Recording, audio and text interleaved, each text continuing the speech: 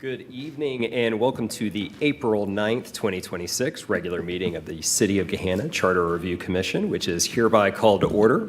If you could please rise and join me in reciting the Pledge of Allegiance. I pledge allegiance to the flag of the United States of America and to the republic for which it stands, one nation, under God, indivisible, with liberty and justice for all. All right, thank you. Mr. Clerk, if you could, please call the roll. Barnhart. Here. Belial is absent. Hill. Here. Maxwell. Here. Malarski. Here. Reynolds. Here. Wester. Here. Wonderful. We do have a quorum this evening. First item on the agenda is additions or corrections to the agenda. Do we have any additions or corrections for tonight's agenda? All right, hearing none, the agenda will stand as presented. Next, moving on, we have approval of the minutes. We have the meeting minutes for the Charter Review Commission regular meeting of March 26, 2026. Ask if there are any additions, corrections, or changes to the draft minutes. All right, if there are none, can I have a motion to approve the minutes of the March 2026 meeting? So moved. Second. Mr. Clerk, if you could call the roll, please. Wester. Yes. Hill. Yes. Maxwell. Yes. Malarski. Yes. Reynolds. Yes. Barnhart. Yes. The meeting minutes are approved as presented. Next up, we have public comment. This is our regular opportunity to open the floor to any visitors in attendance tonight who would like to address the commission. Anyone who wishes to speak must complete a speaker slip and you'll be recognized by the chair.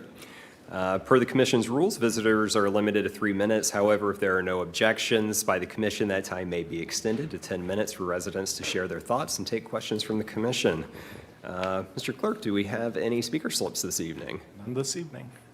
All right. With none, we'll just keep on rolling along into new business. And we have presentations from city council members and board and commission members. We're really excited to be able to welcome some of our city council members for presentations tonight.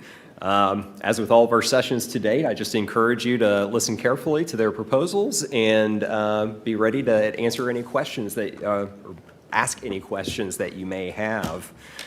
So with that, I would first like to welcome our speaker, City Council President Weaver.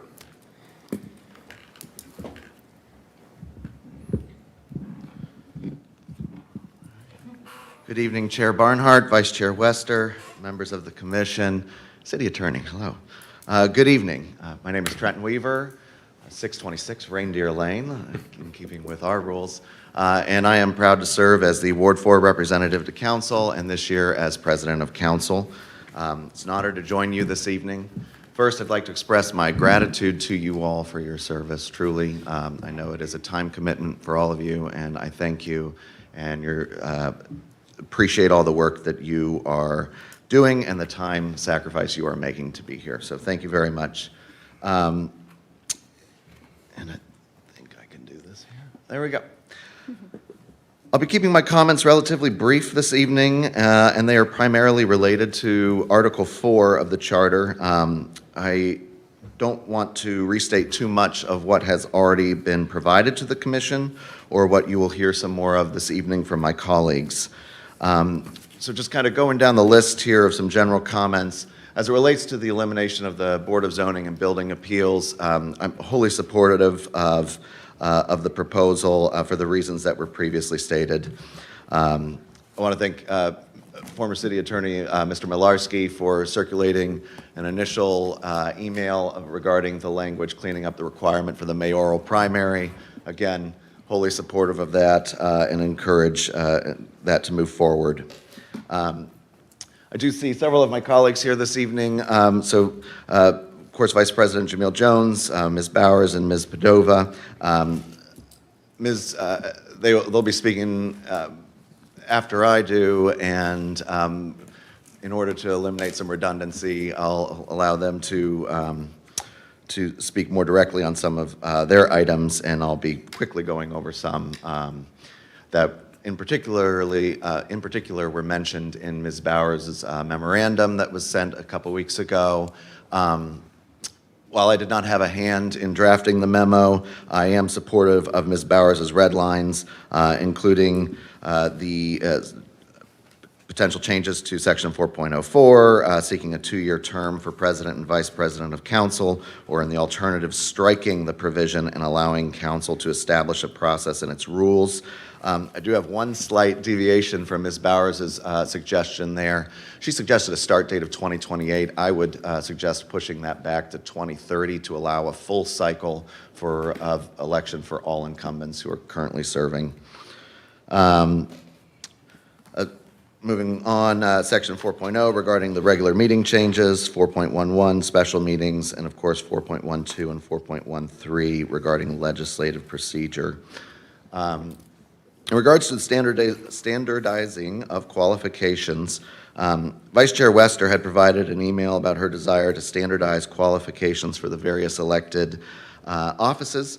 I believe the email was geared to the length of the residency requirement, and I am supportive of streamlining and standardizing the qualifications for the offices of mayor, city attorney, and council, and I defer to your judgment as to what that length of residency should be. I will have additional comments still to come on the standardizing of qualifications. Lastly, for this slide, as it relates to the strategic plan, first, I'm so grateful for all of the efforts of everybody who was involved in the creation of the city strategic plan. Council did adopt that plan via ordinance, and there's been much discussion about including the strategic plan requirement into the charter. I know Councilman Schnetzer cautioned against the proposal. Similarly, I share the concern that the inclusion of the requirement for the strategic plan in the city's charter, would create a financial burden on the city. Should the city wish to pursue a review or an update or an entirely new strategic plan, it can do so as it sees fit, and council may adopt that plan if it so chooses via the typical legislative process. I did see Chairman Barnhart's submission and some of the materials in your legislative materials, and I still believe that the mandated expense remains a concern for me. A quick proposal here regarding Section 4.02, the composition and term of council members. As it currently reads, it discusses that the geographical definition of the ward areas should be balanced to the extent predictable based on the numbers of registered voters. And the section goes on, but in relevant part posted here. I suggest a change of the numbers of registered voters to the numbers of residents. This is simply because we do represent children who live in our wards. We also represent individuals who may not be citizens of the United States, but are here on a lawful status. As many folks know, I am the child of immigrants. I am proud to be a first-generation American. My parents live 2 doors down from me, and I would like to consider them constituents as well. This would be keeping in line with federal practice and subsequent case law. I will also note that the Gahanna Code, Section 105.01, provides that the city redistricts its wards in a manner equitably balanced as to present population and voter registration statistics provided by the Franklin County Board of Elections. Of course, charter would trump over the code, but I think this change would be more reflective of the actual demographics of our community and reflective of federal practice. As promised, standardizing qualifications for office. I said it would come back, and so here we are. This particularly relates to the public office conflict language in the 3 relevant sections of the code, sections 3.02, 4.03, and 10.02 for the mayor, city council, and city attorney, respectively. Certain sections call out specific roles that are permitted. The mayor's section specifically calls out that she may serve as a notary or a member of the state militia. Similar language in the city attorney's section, 10.02, which I also have here, but for ease of legibility, I separated them onto a couple different slides here, which I believe Clerk Van Meter has also provided to you. I would suggest standardizing this language. I think the language that is provided in section 4.03 for the council qualifications in paragraph 2 is probably the most fitting. I would also encourage I believe that the language can be streamlined to reduce the redundancy and avoid potential future conflicts, as has historically been noted. For example, many attorneys, such as myself and others, are notaries public office, which is called out specifically in the mayor and city attorney's qualifications, but not a council member. Additionally, many elected members are appointed to other public boards and commissions, such as MORPC, for example. I will note that the Ohio Attorney General already publishes a list of public offices and their compatibility with other public offices. That list is available on the Attorney General's website. The guidance is right there, and it lists the various public roles that one may have, and it lists roles that are prohibited or are compatible, and there's often an Attorney General opinion to go with it. So I would say that the language that is included in the council section, where it says office or employment with the municipality or other public office in conflict with the role of a council member, is redundant, and I would encourage the rescission of the second half of the clause, and this would be my proposal there, that a council member shall hold no other elected public office or any other compensated office or employment with the municipality, because the state law is already in place, the state guidance is already there. I have proposed language regarding 4.03 for council, but should the commission so desire, it can port that across to the other branches as well. And really, that is it for my comments this evening. I am happy to answer any questions you may have. Thank you, President Weaver. Love to open the floor to commission members to ask any questions that they may have. Did we actually get the proposal, or is it just, it's in here? Okay, sorry. I'll go through it. I will start. I've got a question. Thank you for your comments, Mr. Weaver. I appreciate it. Specific to standardizing the qualifications, I just want to make sure I'm understanding you correctly. The section regarding the city attorney qualifications, you've got what's highlighted here, which the email I sent over a month ago now, my concern was in part that section. Mm-hmm. I believe, correct me if I'm wrong, as I am not an attorney, but if you are holding an active law license in the state of Ohio, you're a lifetime notary, isn't that correct? It is something you have to separately file for. You do have to take an affirmative step to go down, I believe it's the Secretary of State's office, and take your oath, and I think you pay a small fee. But yes, if you are a licensed attorney, anyone who is a licensed attorney can seek that out. Right, okay. So that was not, that didn't even register as far as an issue. I think that's a good thing, and obviously, no conflict there. I think what I mentioned in my email was the specific reference, which is a very far outlier in my opinion, of the word political and political party and political party convention. I may have missed it, but is there a reason or a benefit of that verbiage in your opinion? And if so, what is it? Great question, ma'am. I don't believe there is an additional benefit to that language in the city attorney section or to any other branch of government. I believe it is there because members of, for example, a party's central committee or executive committee are considered public offices, and central committee members are independently elected at the primary election periods.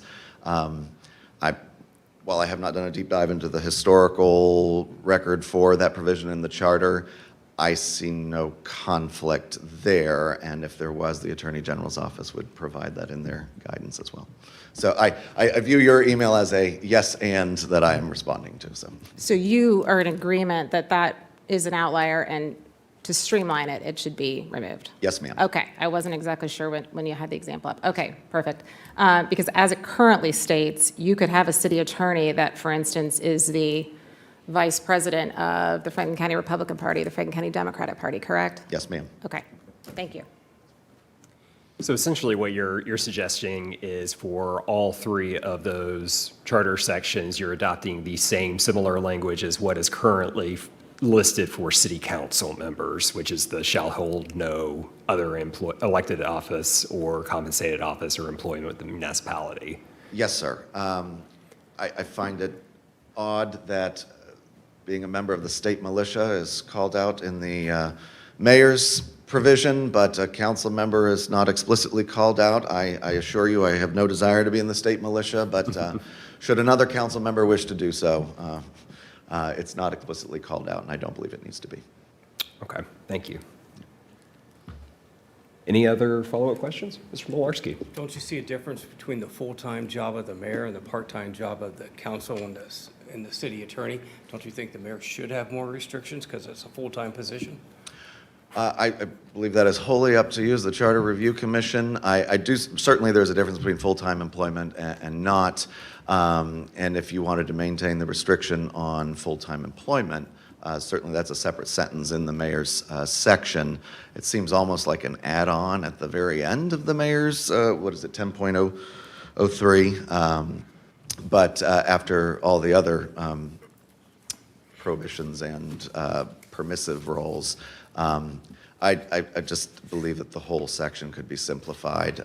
Certainly there's a difference, and the fact that the explicit roles that were called out were not full-time roles seems to call for a simplification for me. I think it might, I was just going to say, it might be beneficial just to try and look at a couple of other charters of communities that do have strong mayors who are full-time positions to see exactly how they phrase it and see what kind of language they put around it as well. So I just wanted to kind of put that on the record. That could be helpful.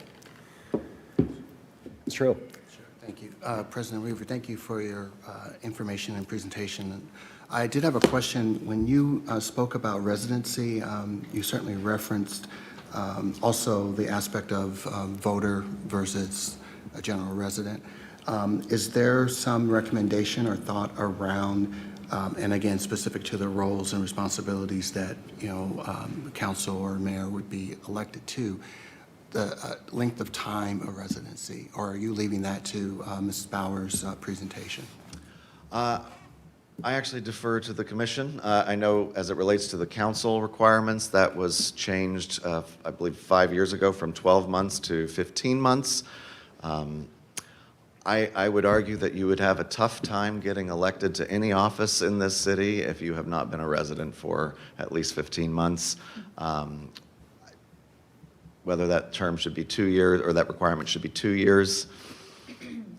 Again, I would argue that the voters are able to decide and make that decision. Okay, thank you. Thank you, sir. City Attorney. Thank you. I just had a question to clarify. So I understand your position on standardizing the qualifications of office regarding the ability to hold another public office is based on the Attorney General's and the breadth and depth of the case law and opinions on that matter. But understanding that the charter can be more restrictive than state guidance, is it purposeful to leave out the section that says in conflict with the office? Yes, ma'am, it is. Because I believe that since the guidance is already provided at the state level, certainly, we've talked how the Fed sets the floor. The state can go further than local governments can go further. And certainly, we have home rule in the city of Gahanna as much as the State House tries to abridge it. I did purposely strike that language as I believe it is redundant and unnecessary in this case because the roles are already cleared out by the state. Okay. I think I don't know that would be the interpretation of this. I think if this was to be interpreted, I think it would be interpreted to not include things that are not in conflict, as in like it would be more restrictive of what an office holder could hold and that it would include things like notary public, et cetera, because it doesn't allow for any exceptions, it is more restrictive than what the state is allowing. Because the state allows you to hold any office that is not in conflict, or it wouldn't, I mean, if this prohibition, if everything was stricken and this language, both proposed and existing that was highlighted, is all removed, then I think you are correct, that state guidance would control that you could hold any other office as long as it was not in conflict under state law. Yes, so I think I'm following you now. I apologize. Okay. So I did strike the whole clause where, in my proposal, so I believe it's read previously that here we go, or other compensated public office or public employment which could be in conflict with the office of council member. I struck that whole clause in my proposal, removed a comma, and made it one sentence to clarify that it is specifically as it relates to employment with this municipality. For example, somebody could have a day job with another municipality and serve as a council member, so long as those roles did not conflict. For example, my day job is with the county auditor. I am very careful as to which roles in the auditor's office I am able to fulfill. For example, I cannot serve as a Board of Revision hearing officer because I would impact property values potentially in the city of Gahanna, and then have two bites of the apple, I guess, as I sit on the dais as a council member. So my argument is that by removing that whole clause, this is the sole additional restriction placed on a council member by the charter. Otherwise, the state law would control. Okay, thank you. Thank you. All right, any further questions? Ms. Wester? I've got two more sections I wanted to ask you about with your proposed changes. One is I was surprised to hear you bring up ward composition. So again, just want to make sure I'm understanding you correctly. Your suggestion is that instead of based on number of registered voters, which is the current standard, correct? Yes, that's what the charter provides. And what can you tell the commission about how that data is updated and/or communicated to council? So my understanding was back in 2020, the last time the census was issued, council, the city was able to review that data from the Census Bureau and shows there wasn't a statistically significant difference from the previous 10 years, and so no additional action was taken. I don't know that it would make a statistical difference other than lift up members of our community who are explicitly shut out by registered voters, even though I know we represent people who cannot vote, whether because they're children or they are here on a lawful status.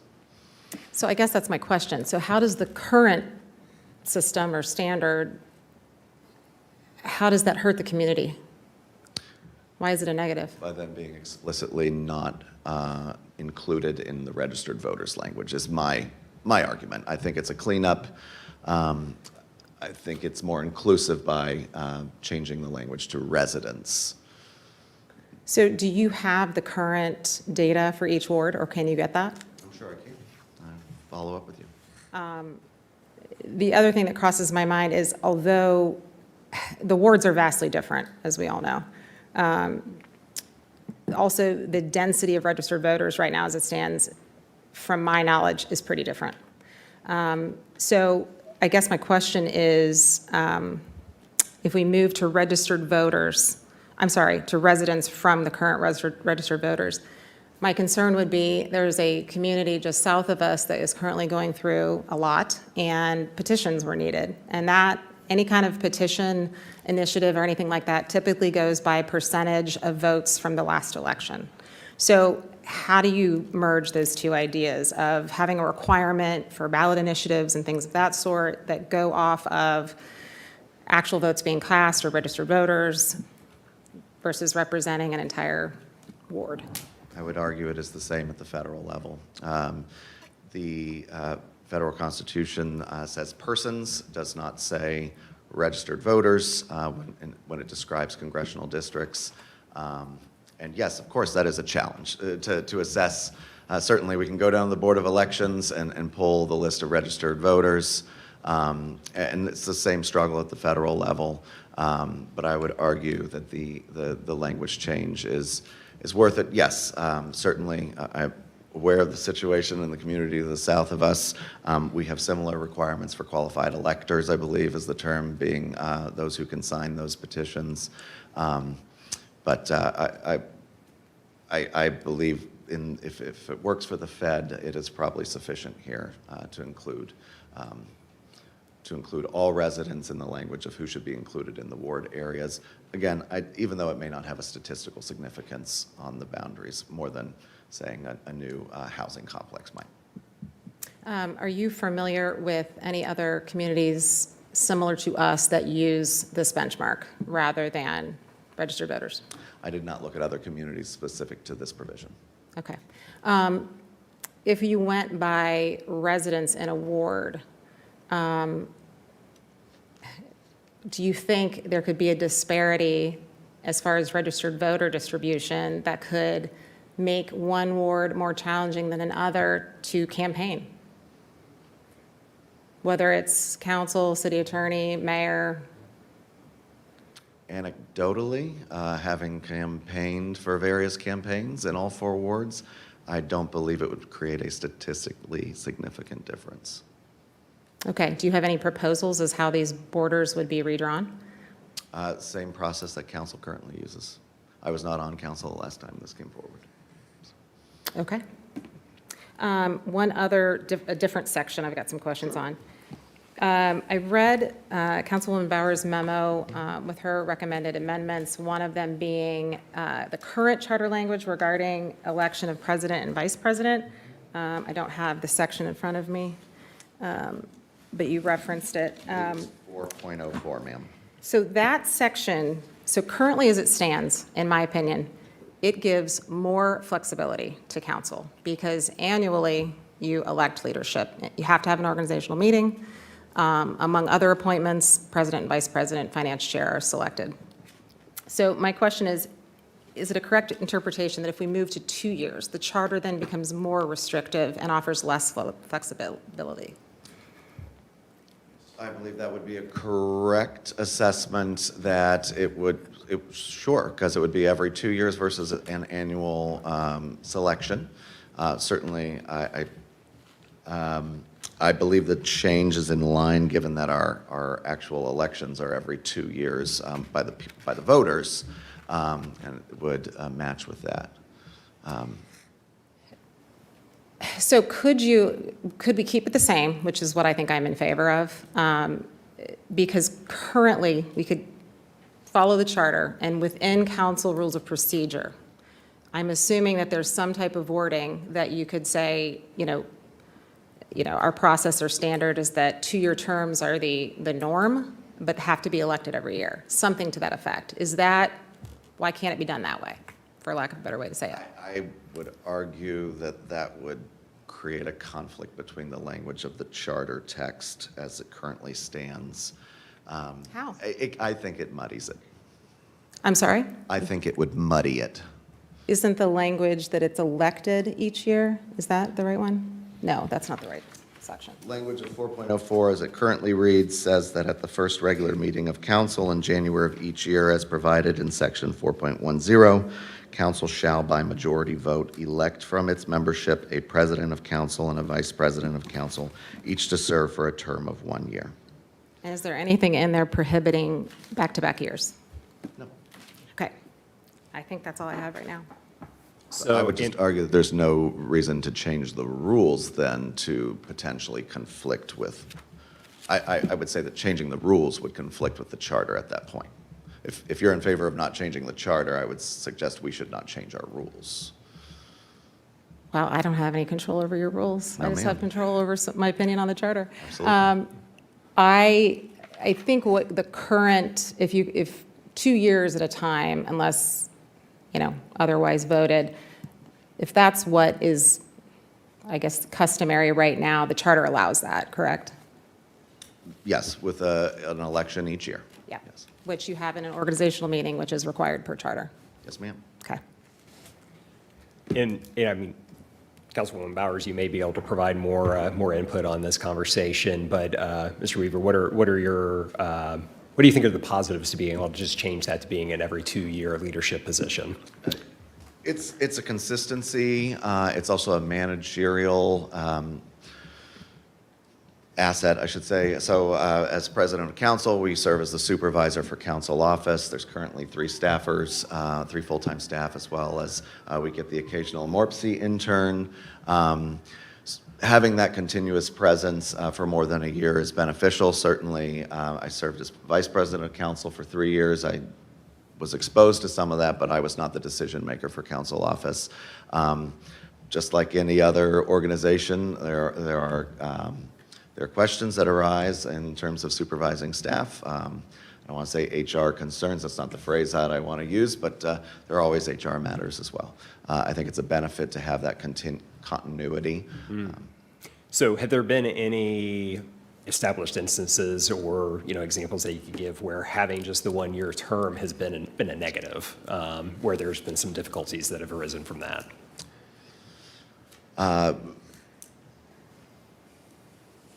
During transitions, there is a learning curve. And while I have been on council, Mr.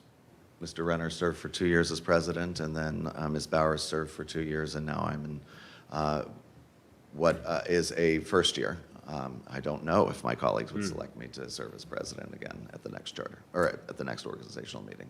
I don't know that I will want to continue serving in that role at the next organizational. So has it been, it kind of sounds like there's been a bit of a history of it. Typically, it has been a 2-year commitment, though, even if it's been a 1-year, every year election, has it seemed to be pretty consistent that they're, back-to-back elections as council president? I can only speak to my 4 years so far, so I would say that has been the practice during those 4 years. Okay, thank you. All right. Do we have any additional questions? Thank you all very much. All right, yeah, thank you so much. Thank you. All right. Well, next up, we have Councilwoman Bowers.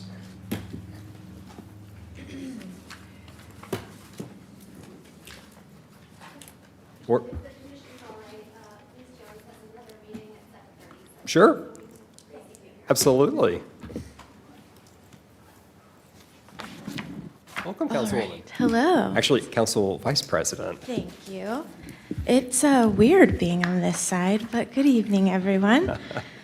So I am submitting some comments, and I will, of course, send the written stuff to you, of some recommendations. And I stand here as a city council member at large, vice president, but I think more importantly, as a community member who is deeply invested in our community and the city's future. And that I believe that our governing document should reflect not just who we are today, but who we're trying to become. I am not a lawyer. You'll hear me say that a lot. So I intentionally am not recommending language. I leave that to you all and the guidance of our city attorney. My case, or why I stand here today, is really to speak to the why the changes are worth pursuing. The what and the how I will leave to your opinions.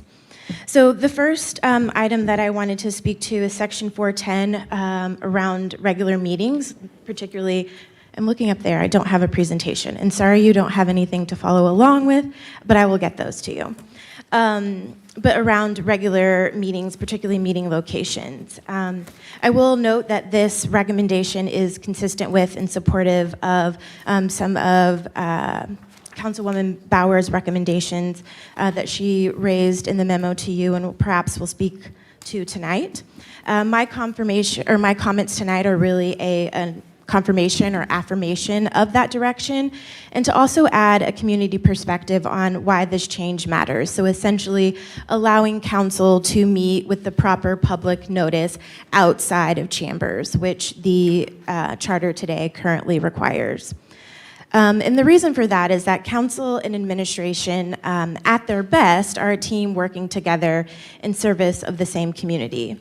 And like any team, and I speak from my years of a corporate experience and working within human resources and in organizational development, all teams go through our stages of norming, forming, storming, as people shift and come and go.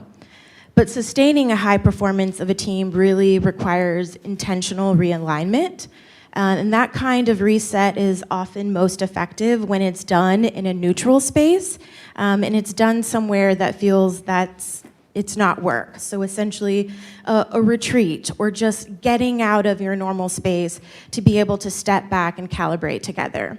So essentially, the way that charter exists today, we can't do that. We can't step out of this space to meet, to realign, to have team building, any of that type of thing. And so having the option to do so, codified in the charter, removes that barrier and sends a signal that that intentional development that can come outside of the official space is a valued function of our government.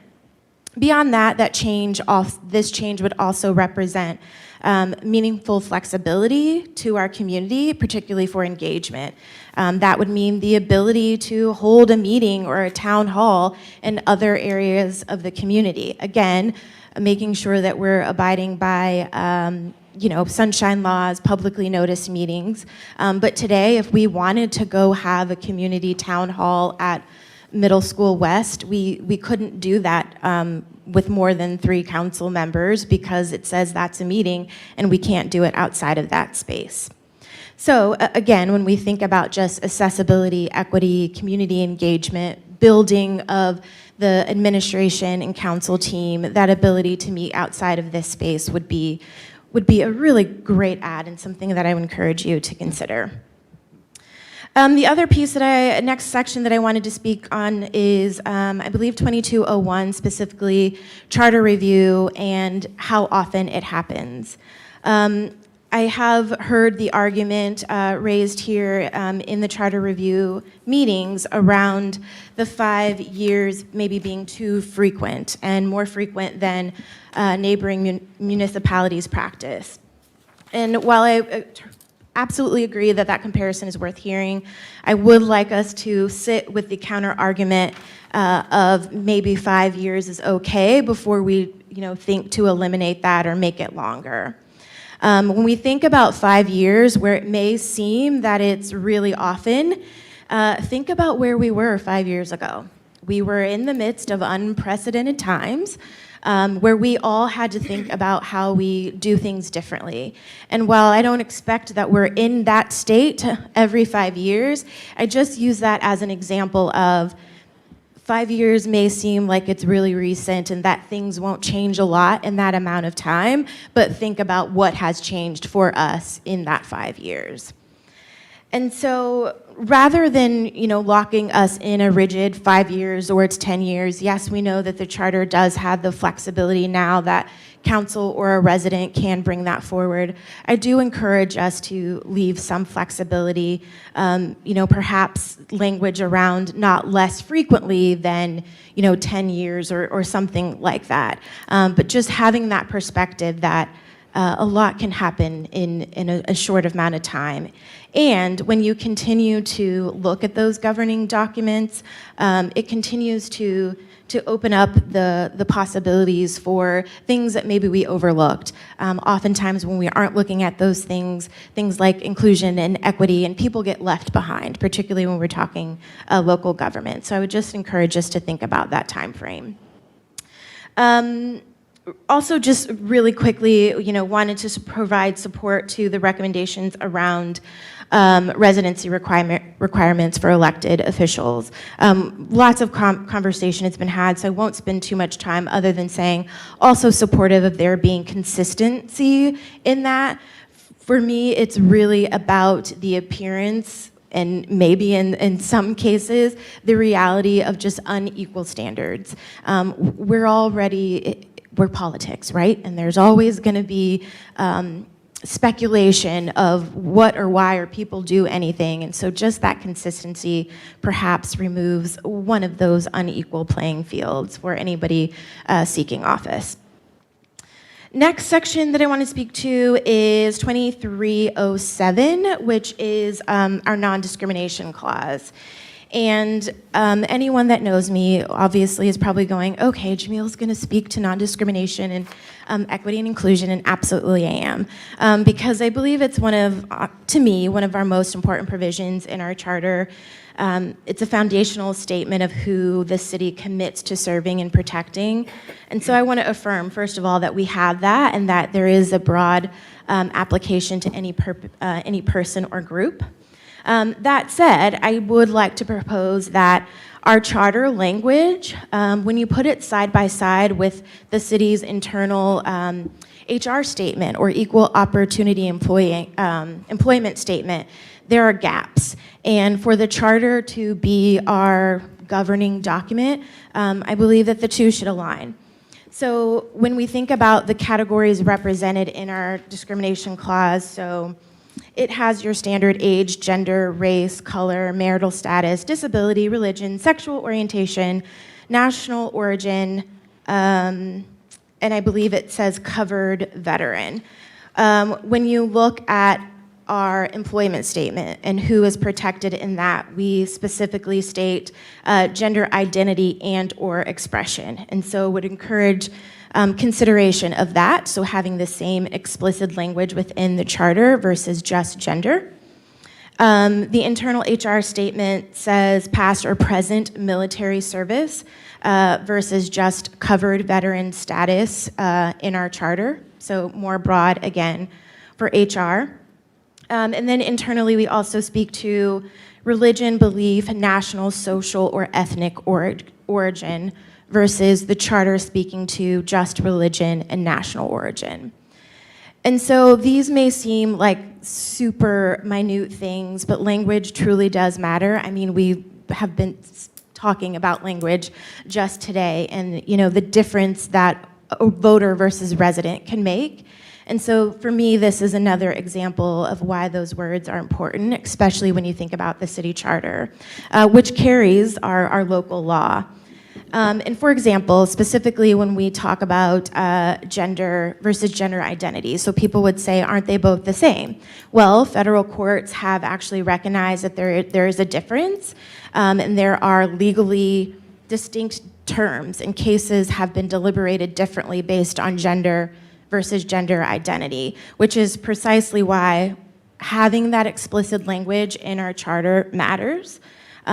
Doing so at this local level gives us that stable foundation rather than sort of relying on shifting perspectives of the federal government, because that is shifting right now. So the city, like I said, in the internal practices has already done the work of articulating a really comprehensive, modern, non-discrimination commitment in its administrative practices. It just feels right that the charter should reflect that same commitment when we're speaking to residents or people that we might do business with as well. If that is who we are hiring, that is also who we should all be willing to represent within our community. So that is all that I have. Again, I wanted to thank you for your time, your commitment to this process, and I welcome the opportunity for further discussion or questions. Thank you so much for your comments. We really appreciate it. Any questions that we may have? Ms. Reynolds. I had a few questions. About the time and location of meetings outside of chambers,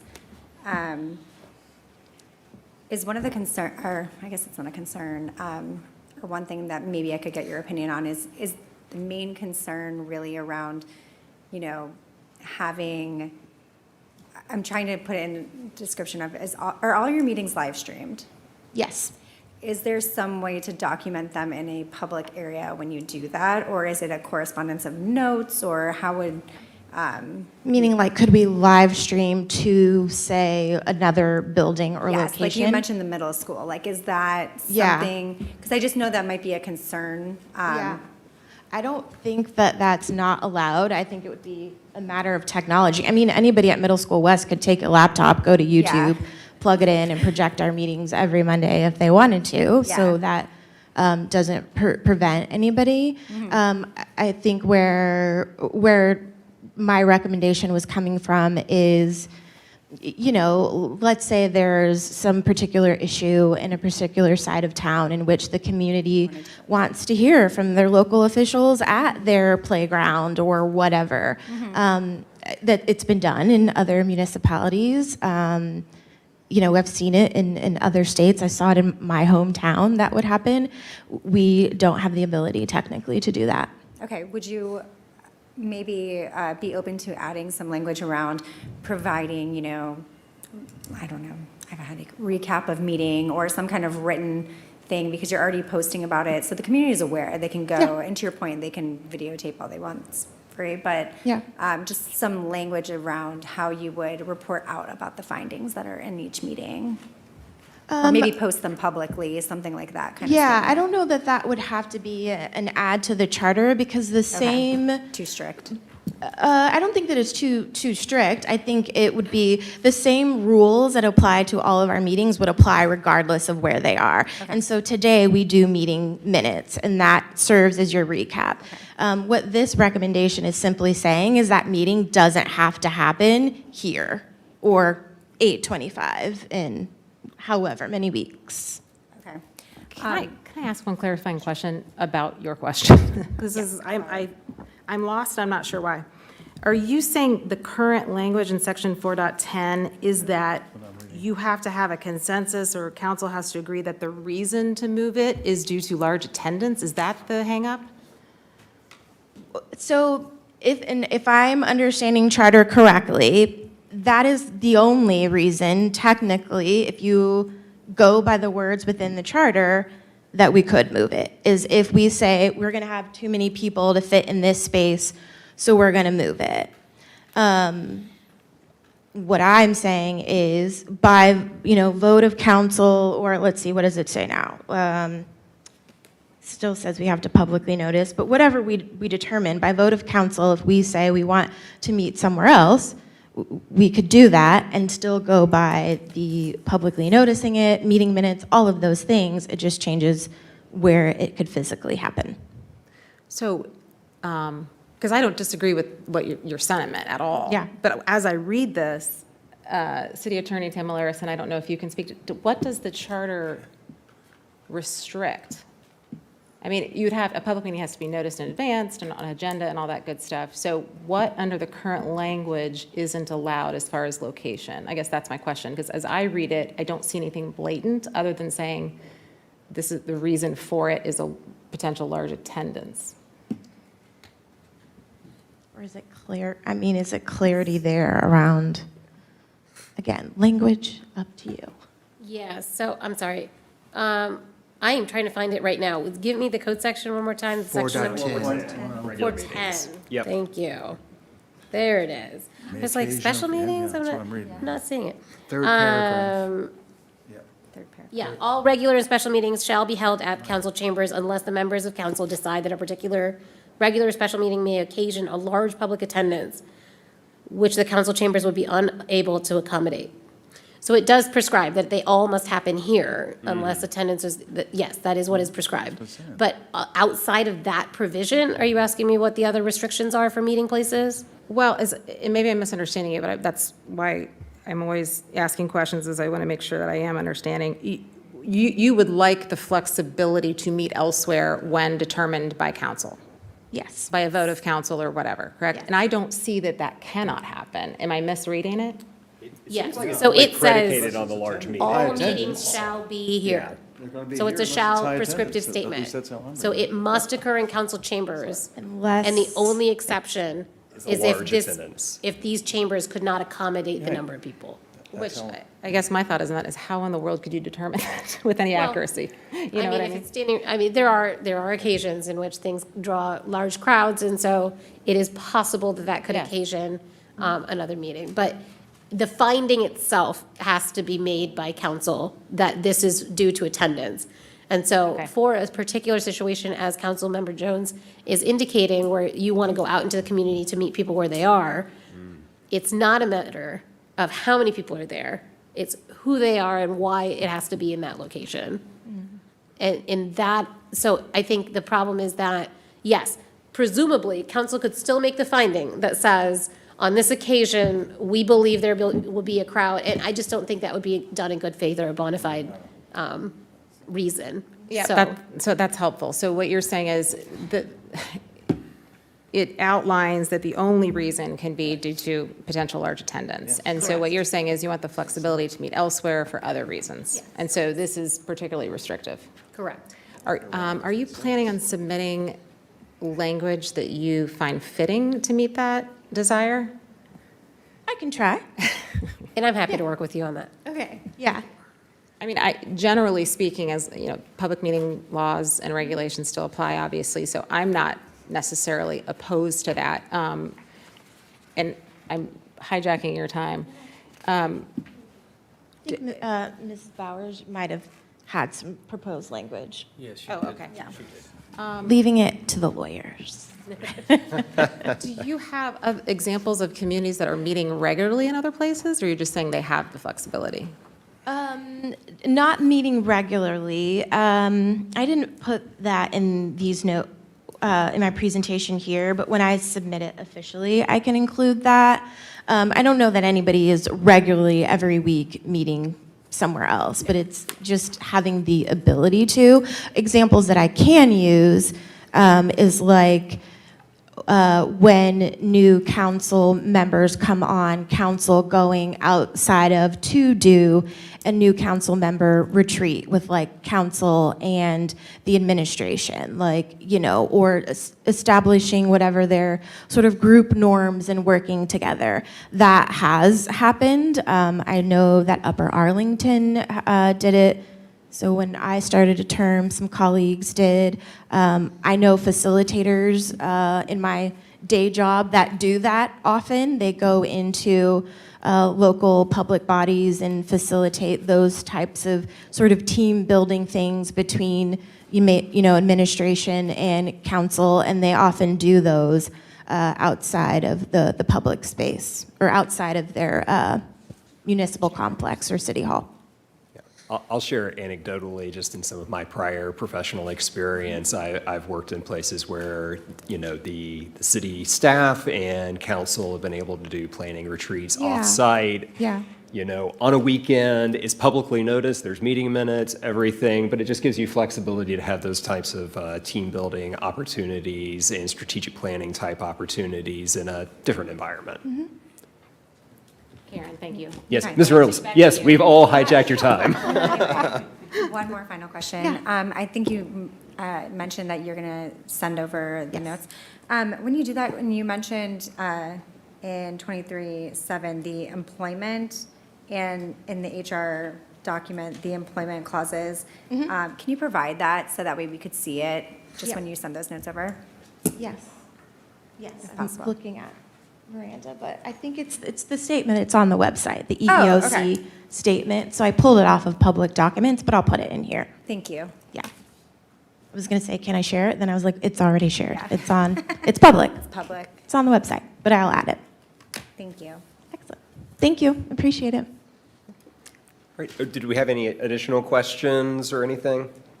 Before we let you go. Sorry. I do, actually. Okay, Ms. Wester? Yeah. I think only one. Let me double check. There was something you said in the beginning. Actually, it's on that issue that Karen just brought up.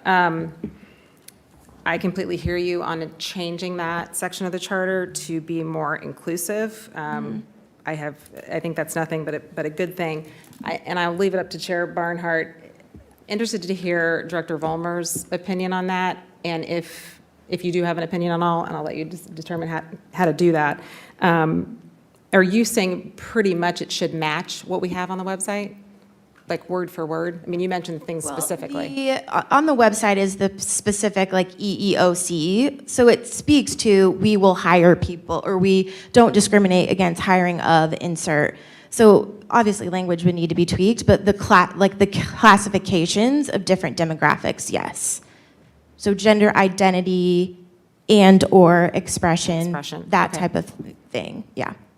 That one you see is something that's missing that definitely should be there. Anything else? I mean, we can go back and look at it, but anything else that? Yeah, like if I had to choose, I would say what's most important is gender, including gender identity and or expression. like our hiring statement does, versus just gender in the charter, specifically because of, like I said, there being legal distinctions between the two on federal levels, and decisions being made on the difference between gender, gender identity, sex. And so just being blatantly clear in our local governing document that we mean all of it. We wouldn't want someone to be able to stand before us and say, well, this only says gender, so I don't have to recognize your expression or your identity, or I can discriminate against you because our charter says gender, but not gender identity and or expression. Vice President Jones, Yeah. first of all, thank you for your presentation. I just wanted to say, as you prepare your materials to share with us, it would be great to highlight those items that you want specifically for us to consider, because I know that, time is short and you're trying Yeah. to, be brief, but you did mention a few other items, a few Yes. other categories that I think are important to include. So I appreciate when you do send that to just highlight those items, and we can consider those for inclusion. So thank you. Absolutely. Thank you. If Yes. I may, I just had one more thing to piggyback on the recommendations by Councilmember Jones. The protected category classes are not only in our EEOC statement, they are also in our housing code as well as Yeah. in our criminal code. And so that language of gender identity or expression is actually, as well as familial status, military status, et cetera, are in 54108, which is discriminatory intimidation, which we passed in 2024. So those protected classes are consistent throughout our code sections, in business practices and in criminal code. Thank you. All right, any additional questions?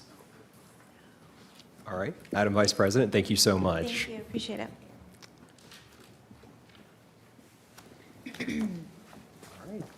Councilwoman Bowers.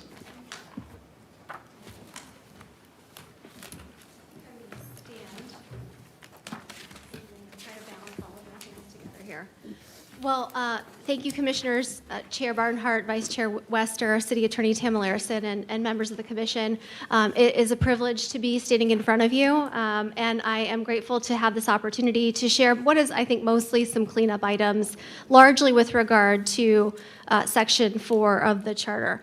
Many of these you've already heard from my colleagues who've already spoken in front of you tonight, so I won't belabor some of these points, but I did put a few slides together for you so that mirror the memo and follow consistently along with the memo. A couple of, I have to tap here, don't I? Okay. A couple of preliminary items. I first want to clarify that these recommendations or opinions are reflective of my own personal opinions and not reflective of the opinions of council as a whole. You've heard from some council members this evening that they agree with the recommendations that were presented in the memo that I filed a couple of weeks ago. And I will also point you to some council rule updates that recently went into effect that I think indicate council perspectives as well.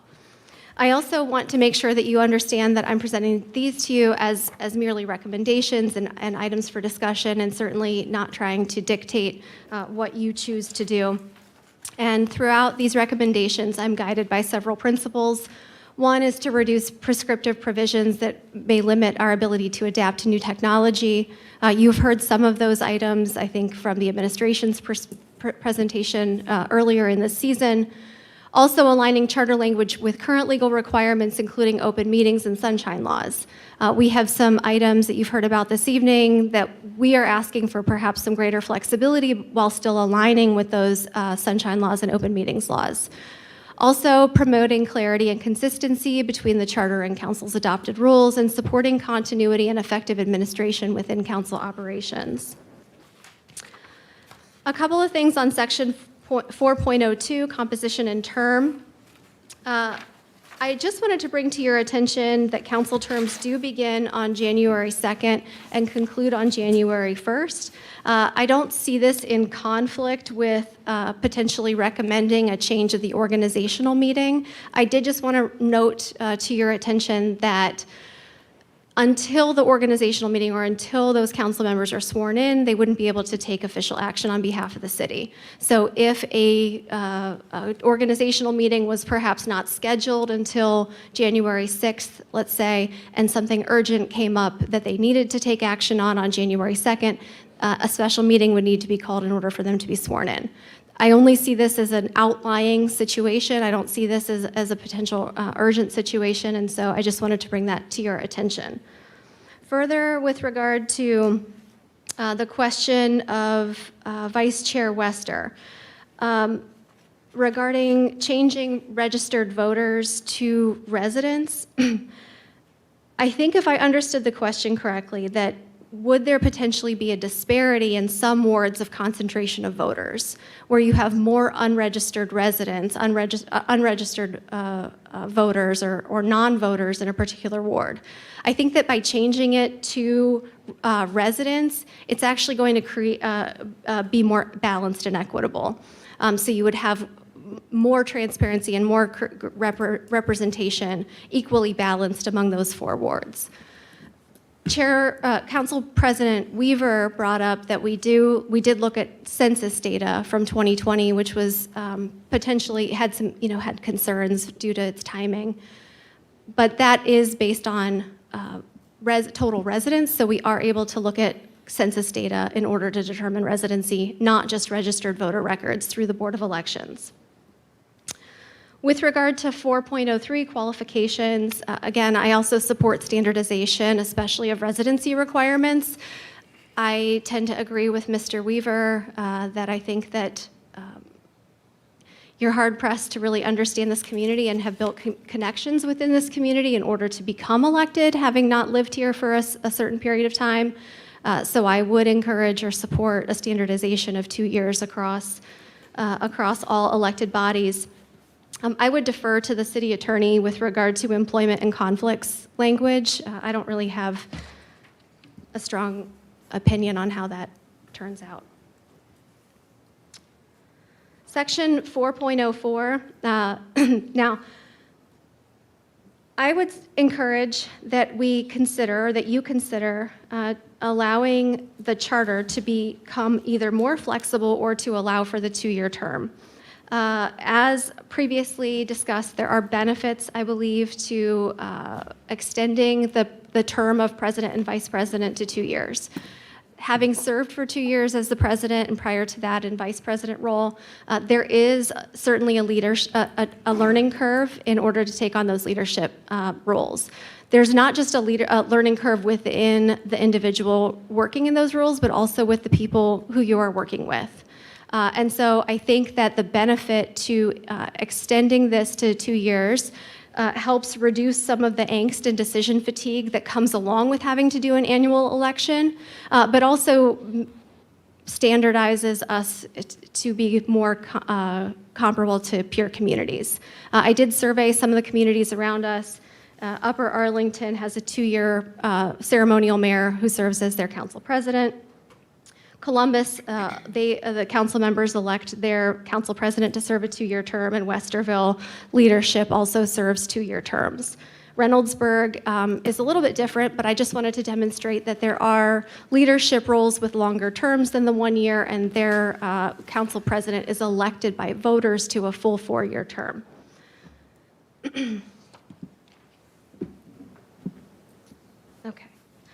410, regular meetings. I think you've already heard this brought up by Chair Barnhart, but I would certainly request that we change the organizational meeting date from January 2nd to on or before January 7th to allow for greater flexibility. I know that city administration, city staff would prefer that we not hold meetings on Fridays and Saturdays like we had to do this year. And so I think that this would behoove staff to allow a little bit more flexibility to a weekday. This change is supported by council as a body per an amendment that was adopted by council rule. We did change council rule 5.01 to anticipate the potential charter change so that if you were to make this recommendation to the voters and the voters were to accept this change, council rules would reflect that.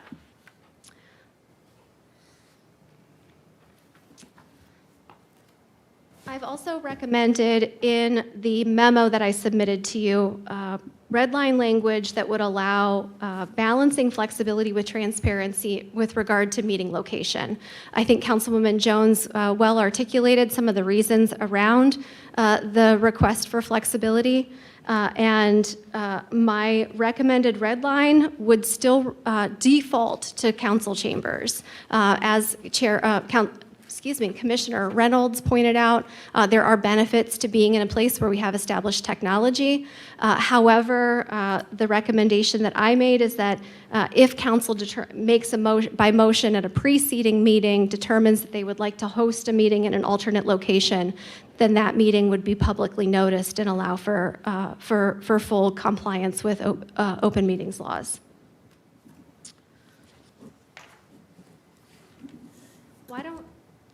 Should I pause here perhaps and ask for questions, or should I finish through the slides? Do we have any questions at this time? Just wanted to clarify, I think you said this earlier, that if you make it on or before January 7th, then between the 2nd and the 7th, no one is sworn in during that time period, so you may not have a quorum when the 4 wards are elected. You wouldn't have a quorum because 4 of them would not have been sworn in. Right. So the recommendation, one of the changes to council rules that we implemented is that we articulated that the regular meeting would immediately follow the annual organizational meeting.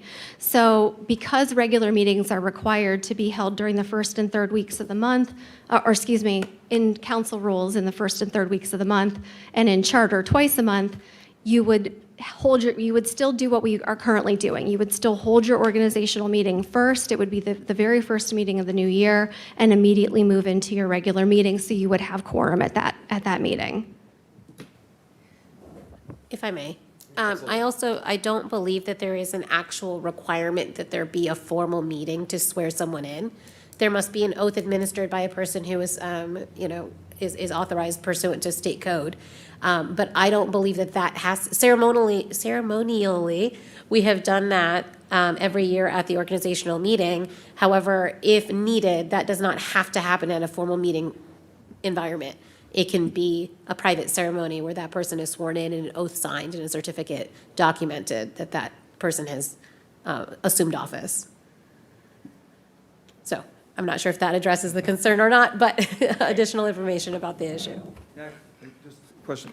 Couldn't you so we have section 402 that you had talked about earlier, the beginning on January 2nd and ending January 1st. Couldn't we somehow coordinate those two together so that, do you see what I'm saying? So that, maybe I'm not saying it properly, but. So you do also technically do not have to be, for non-judicial offices, you do not have to be sworn in prior to the start of your term. Okay. And so you can theoretically be sworn in after, and your term is still defined. And you assume your office once that oath is taken. I think what I'm also, we have a fantastic culture, I think, here with our organizational meetings. All council members who have been elected, regardless of party, have a joint swearing-in ceremony together that kicks off the organizational meeting. And to me, that's a very meaningful representation of the cohesion and the type of collaboration and collective work that needs to be done, irrespective of the campaigning that just occurred. So I would hate for us to get away from that. I don't want us to get away from that. So I see, as City Attorney Tamala Larison just mentioned, this still preserves that culture and still preserves that opportunity where everyone can continue to be sworn in together at that first organizational meeting without interrupting the start of the term, the official start of the term. Okay. Any additional questions? Ms. Wester. I don't want to harp on a small thing, but this section 410 with the election of president and vice president, the current charter language does not prevent a president or vice president serving consecutive one-year terms, correct? Correct. Okay. So moving to a two-year term is in fact less flexible. Right. Correct? By definition. So by definition, it extends the term. Correct. And so flexibility is not the only consideration in the recommendations that I'm making. Yeah, that's where I'm a little bit lost, because right now the charter does not prevent it in any way, shape, or form. Right. Okay. But it has not consistently been, so Chair Barnhart asked about kind of past negative consequences. And prior to, I would say 2022, it was more of a one-year rotation that would occur with council members. And I believe that that one-year rotation, I was never in a leadership role prior to that, so I don't know what that would have been like for them. But they did not hold two-year terms just by default. So they would they would rotate every year. I believe that's not in the best interest of the city. Having now served in leadership, both in the vice president role and the president role, and seeing some of the backroom work that occurs, especially with employee evaluations, for example, being able to be present and mindful about the cycle of approving, goal setting, and reviewing annual employee reviews cannot effectively be achieved in a one-year term. So yes, you are exactly right, that by practice, we can continue to do the current practice, which is serving two-year terms. However, that's not in line with some of the peer communities that I've identified, and I also I think that it creates some angst and some decision fatigue that contributes, but you're right. The alternative that I would offer to the commission would be to leave it up to the council rules. So council rules can be changed by ordinance of council. So the term of leadership could be undefined or reference in the charter to council rules, requiring council to adopt by ordinance, whatever that term might be. I think you were elected and you took the oath of office in 2020, correct? For the first time serving on council? Correct. And you may remember back, believe it or not, that was before COVID, and I was there as well, but your first organizational meeting, do you remember how you voted on council president? I do. Could you explain how you voted on council president? I did not support the individual that was nominated I had not been participating in any of the conversations, so that's right. Okay. Yeah. So I guess the way I look at it is giving everyone on council full flexibility to weigh in on leadership annually. There is literally no downside, and it does not prevent what you feel is best practice, which if back-to-back years, I have no issue with that. But I think the flexibility for council to weigh in among its colleagues annually I don't think there's any drawback. So I just want to clarify that my issue is the flexibility argument. And as you've exercised in your own service, that's important. I would argue that when voting, either, dissent or with the majority, having your reason for your vote on record, there's benefit to that. So there's my thoughts on that. And I had one other question. Let me see where that was. Oh, the way regarding the organizational meeting date. So I'm looking actually at your email, which you may have copied it word for word. So I apologize. I'm looking at an actual printed out copy. I'm sorry, which section? Yeah, I believe it is section 410. Let me make sure. Yes, 410. So the way I read your proposed revised text, you're saying on or before January 7th. And you already mentioned this in speaking about another section of the charter. What would be the benefit of delaying it all the way until potentially the 7th? Just for city staff and scheduling and that kind of thing? It's within the first week of the year. I think I had originally drafted it within the first week of January, and I think the city attorney recommended that I change it to January 7th because it was more clear. When I read this weeks ago when you sent this, the thing that kind of jumped off at the page at me is that the fiscal year begins January 1. Well, we're never open on January 1, but is that correct? Our terms start January 2nd, so we wouldn't be able to start on January 1. Okay, so the fiscal year, though, is January 1? Begins on Correct. January 1? Correct. And the budget's adopted in the prior cycle. Do you see any issue at all with not being closer together or aligned with the fiscal budget? Not For at all. expenses? Not at all, because the budget is adopted by the second meeting in December, by the second regular meeting of December, typically. And the budget is in place effective January 1. And then quarter 1 reports are not typically delivered until into quarter 2. Having worked for the administration, I think this was in 2021, we met virtually on the 2nd, which was a Saturday evening, and I remember that well. And I'll just say from my perspective, that is a once-a-year type of inconvenience, if you will. I don't see that as anything particularly worthy of change, having been there myself. That's really, I just wanted to make sure there wasn't anything I was missing as far as giving that much leeway as to the organizational meeting. So I don't have any other questions on that at the moment. Great. Any additional questions? All right, let's move on. Okay. Thank you. All right. Section 411, special meetings. I would just respectfully request that you consider adding that the city attorney would have authority to convene a special meeting. This amendment would align to the second paragraph of Charter Section 4.11 to allow consistency and ensure balance among 3 branches. The reason why I'm recommending this is because on occasion, it would be important for a city attorney to apprise council about status of litigation or pending litigation, and that would occur in executive session. And in order for executive session to occur, it would need to be either called during a special meeting or a regular meeting, and so I think that it would be a benefit to the city attorney's office to allow the city attorney to directly request that special meeting, ensuring equity with the 3 branches. There's also some recommended cleanup in the second paragraph, some simplification. There's some very interesting language that exists in there today that requires very specific notice to members of council who perhaps were not aware of a special meeting.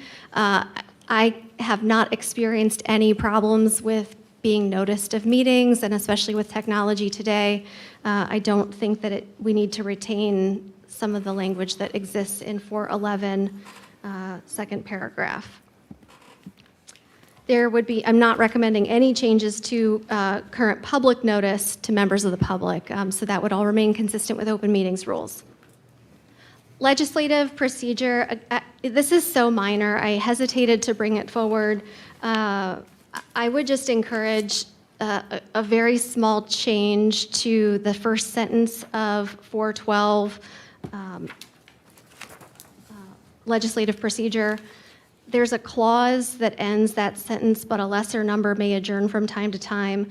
I believe this is out of context from Robert's Rules of Order and doesn't really fit modern language. So I would, if it's not a huge lift or inconvenience to the body or to the members of the public, I would encourage potentially looking at that cleanup. Okay, 413 public notice. I don't have a specific red line language to recommend to you this evening on this. I did want to provide to you examples, though, of how the clerk's office does provide posting notice and electronic notice currently of past legislation. I recognize that posting at City Hall, a physical posting, feels a little out of date, but I think that in some respects, it's important that we maintain analog ability as well. And so having that sort of last resort of an analog posting that, we have at this location at least. There's students that walk by and kind of linger on the stairs, and members of the public come by and pay the water bill. So I don't think it hurts to continue to include physical posting. I would encourage, if you do look at changing this, I would encourage a modal and flexible approach, and encourage you to seek the opinions of council office staff, who really are the experts on our public records. Finally, I did want to touch on the strategic plan charter proposal that was brought forward to you all. I have a couple of comments. I would oppose this as all of my colleagues have opposed it ahead of me. It is extremely rare. We did some research into this, and in addition to Bexley, the only other community in Ohio that we could locate was Avon Lake, and Avon Lake advised that this is not working. They are not effectively implementing this charter section and haven't for years. So that's the only other location in Ohio that we were able to identify. We did manually pull charter language from surrounding municipalities here in Franklin County, and none of the others other than Bexley have anything about the charter in their strategic plan. I do want to back up, and I do want to say that as a strategic plan steering committee member and proudly passing the strategic plan last year, I think that this was an incredible benefit to the community, and we look forward to how it develops going forward. This is not at all a condemnation of the value that the strategic plan, I think, will have for our community. I just caution that this is out of step, perhaps, with peer communities. And as Mr. Schnetzer raised, it creates a financial obligation that could require a balancing of other critical funding needs.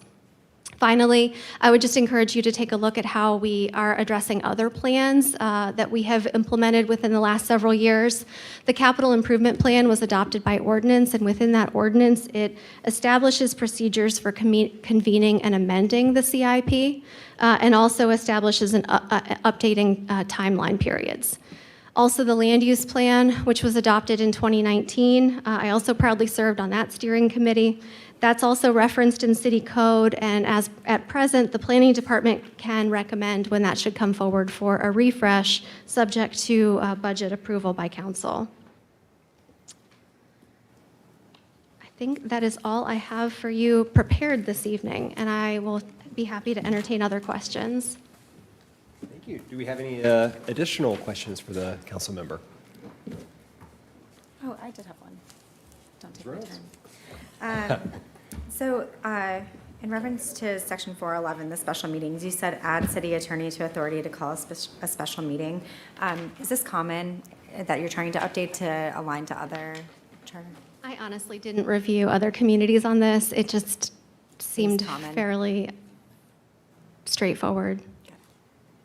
Thanks. Piggybacking on that question, are there any instances of where the city attorney not being able to call a special meeting has caused an issue? Not that I'm aware of, no. Okay. And then kind of moving on to your discussion on the administration strategic plan amendment proposal. I'm just curious, you said that you did reach out to Avon Lake, who does have a requirement within their charter. Is it a charter amendment It is. requiring it? Do they say why it hasn't been working? So it's my understanding that Avon Lake is a little bit different than the administration's proposal. Avon Lake actually requires city council to take annual effort with regard to strategic planning.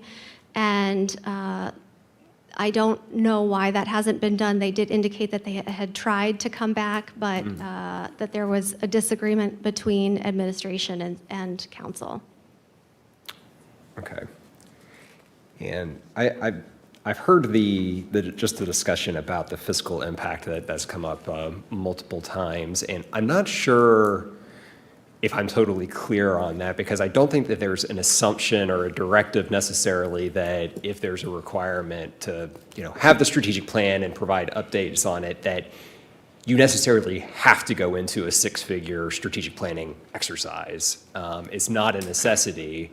The way that I've interpreted it is more of a communicative way for administration and council to be able to talk about the plan, what's working, what's not working, giving flexibility, if there is some sort of external factor that could change the strategic plan. At least it gives you a conversation point and check-in points along the way. So I've heard the discussion multiple times here that it's, the fiscal impact, but I don't think that the way that it's been presented necessarily, there's a requirement of a fiscal impact. It's just more of potentially trying to integrate the strategic planning into the community's DNA a little bit more so than it has been in the past. I think, as someone who has worked in municipal government, there's a lot of criticism sometimes that plans get put together, you spend six-figure sums on it, and then they're just sat on the shelf and gather dust. And I've kind of interpreted this as a proposal that we're trying to make sure that that doesn't happen. And I just kind of wanted to get your feedback there, because I'm not quite clear where the insistence on the fiscal impact is coming from, because I haven't interpreted it quite that way. I don't know what is the expectation. I listened to the presentation and I couldn't tell you whether it would or would not be.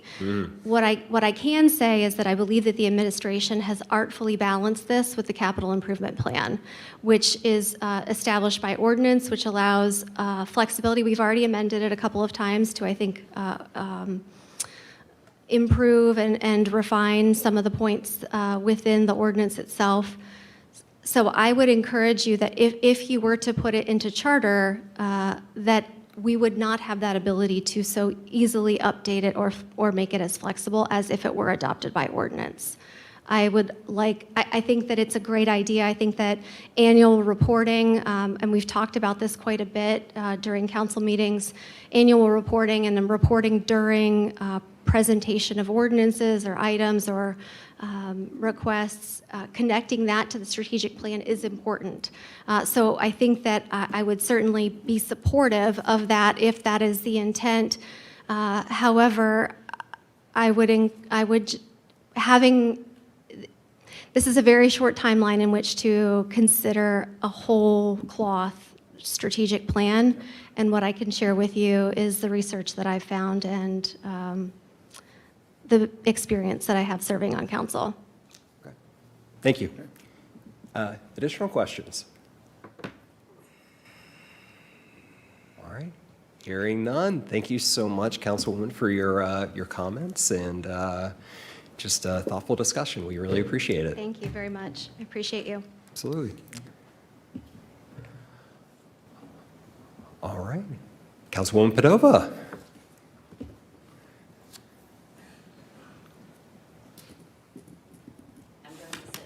Absolutely. Don't worry, I won't get too comfortable. Likely be a little bit shorter.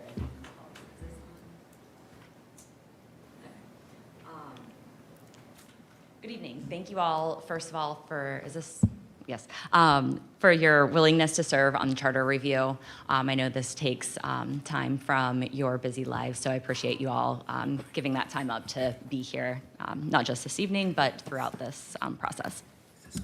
I'm Kaylee Padova. I represent Ward 3 on City Council, and I'm here tonight to respectfully request that the Commission conduct a full evaluation of our form of government, including whether a city manager model or our current strong mayor form of government would best serve Gahanna moving forward.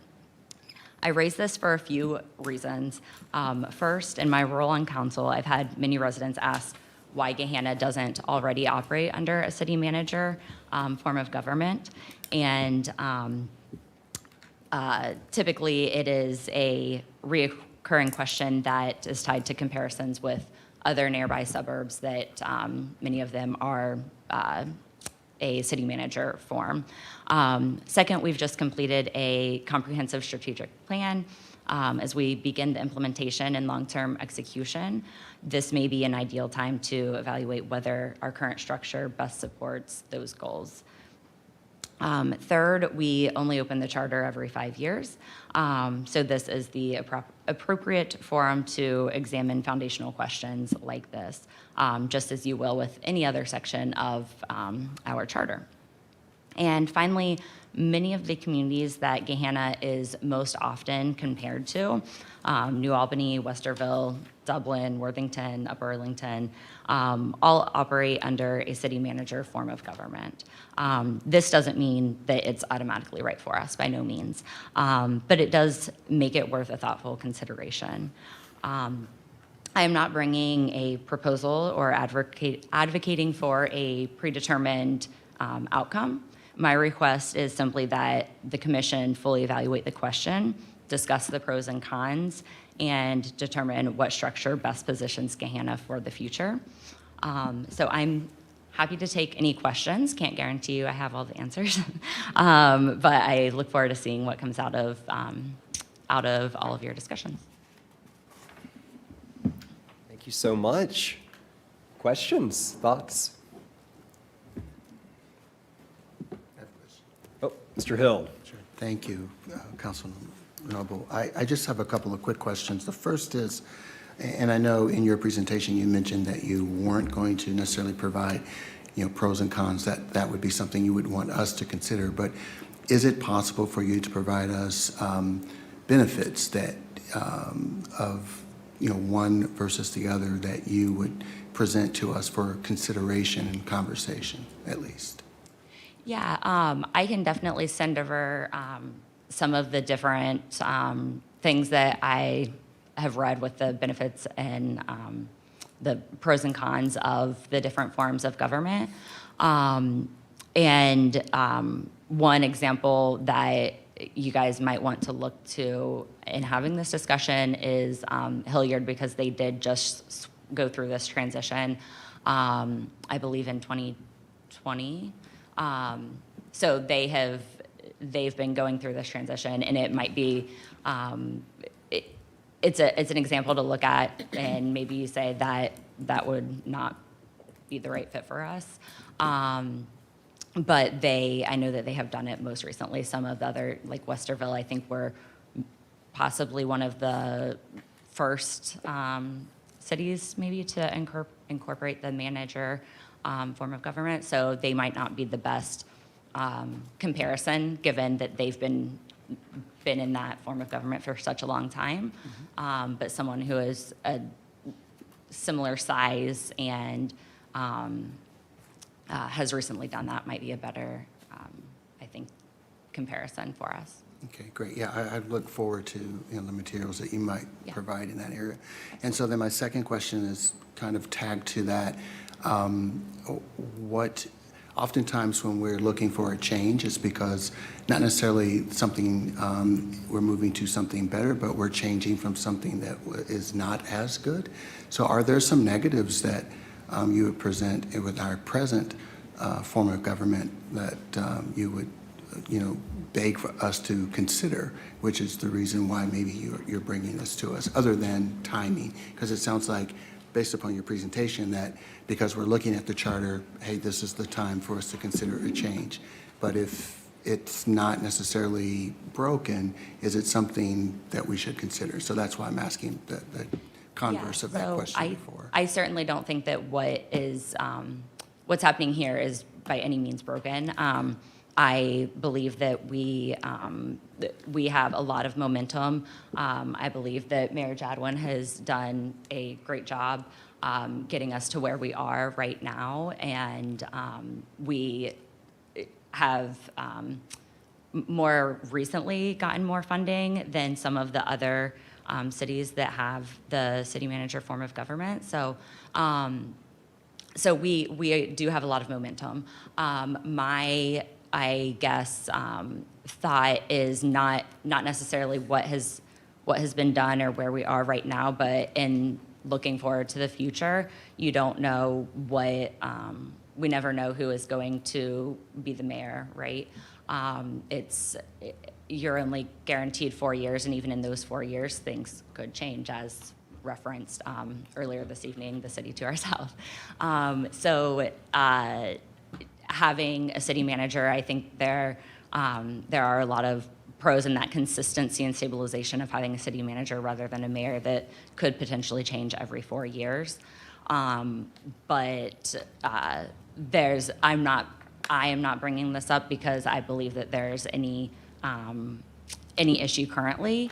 Mainly, my colleague was here at the last meeting and kind of brought this up to say, I don't think that we need to look into that.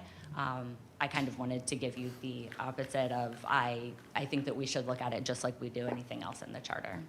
Okay, great, thank you, appreciate it. I just have a quick. Well, just- absolutely. Yeah, I'm just not quite sure. Is this our role to be looking, I mean, I understand we're reviewing the charter. There's nothing, right now, we're a mayor form of government, but I'm quite frankly not knowledgeable enough, even no matter what you tell me, for me to decide whether there would be or for us to be as part of the charter. I guess I'm just ignorant about it, so to be honest with you. Yeah, so I believe that, and I'm sure that Ms. Tamala-Larson can correct me, but when a city changes, it is with a charter change. So this would be the time to consider that. Okay. If I may, sorry. Oh, Ms. Tamala-Larson, yes. Yes, thank you. Ms. Padova is correct. So that is within the purview of this commission to consider. Okay. He can consider the entirety of the charter or each provision individually. The entire form of government is contained within the charter. Mr. Malarski. Are you aware that in 2015, this was brought up? It was not brought up during the Charter Commission.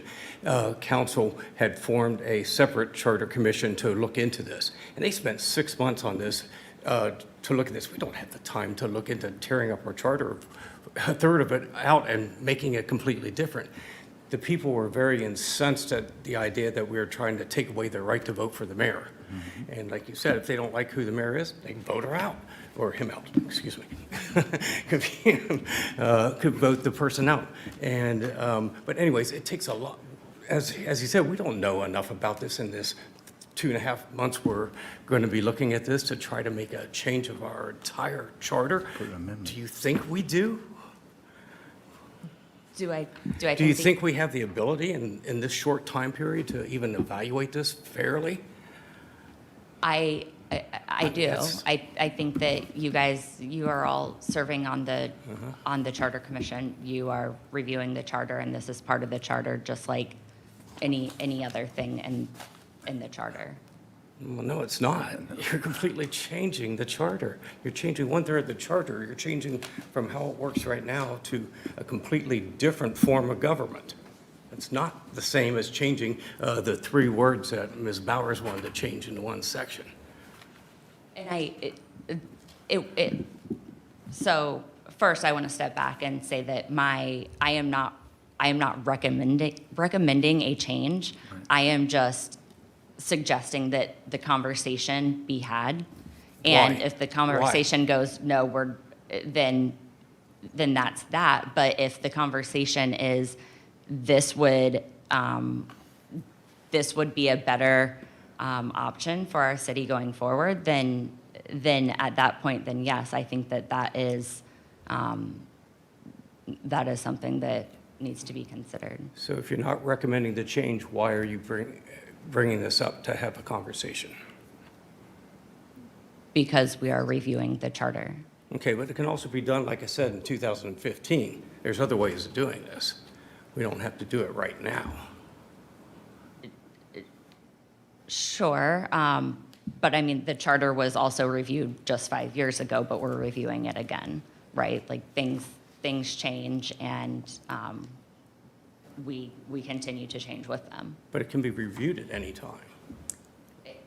If I may, I just don't want this to digress into an interrogation of members that are coming before us to present ideas. This is the proper forum to have that discussion. It is your purview as a commissioner to each have a different opinion over what we should or should not consider but it is up to every member of the public, as well as every member of our boards and commissions and bodies, to voice their opinion on what we should be discussing and what we should be focusing on.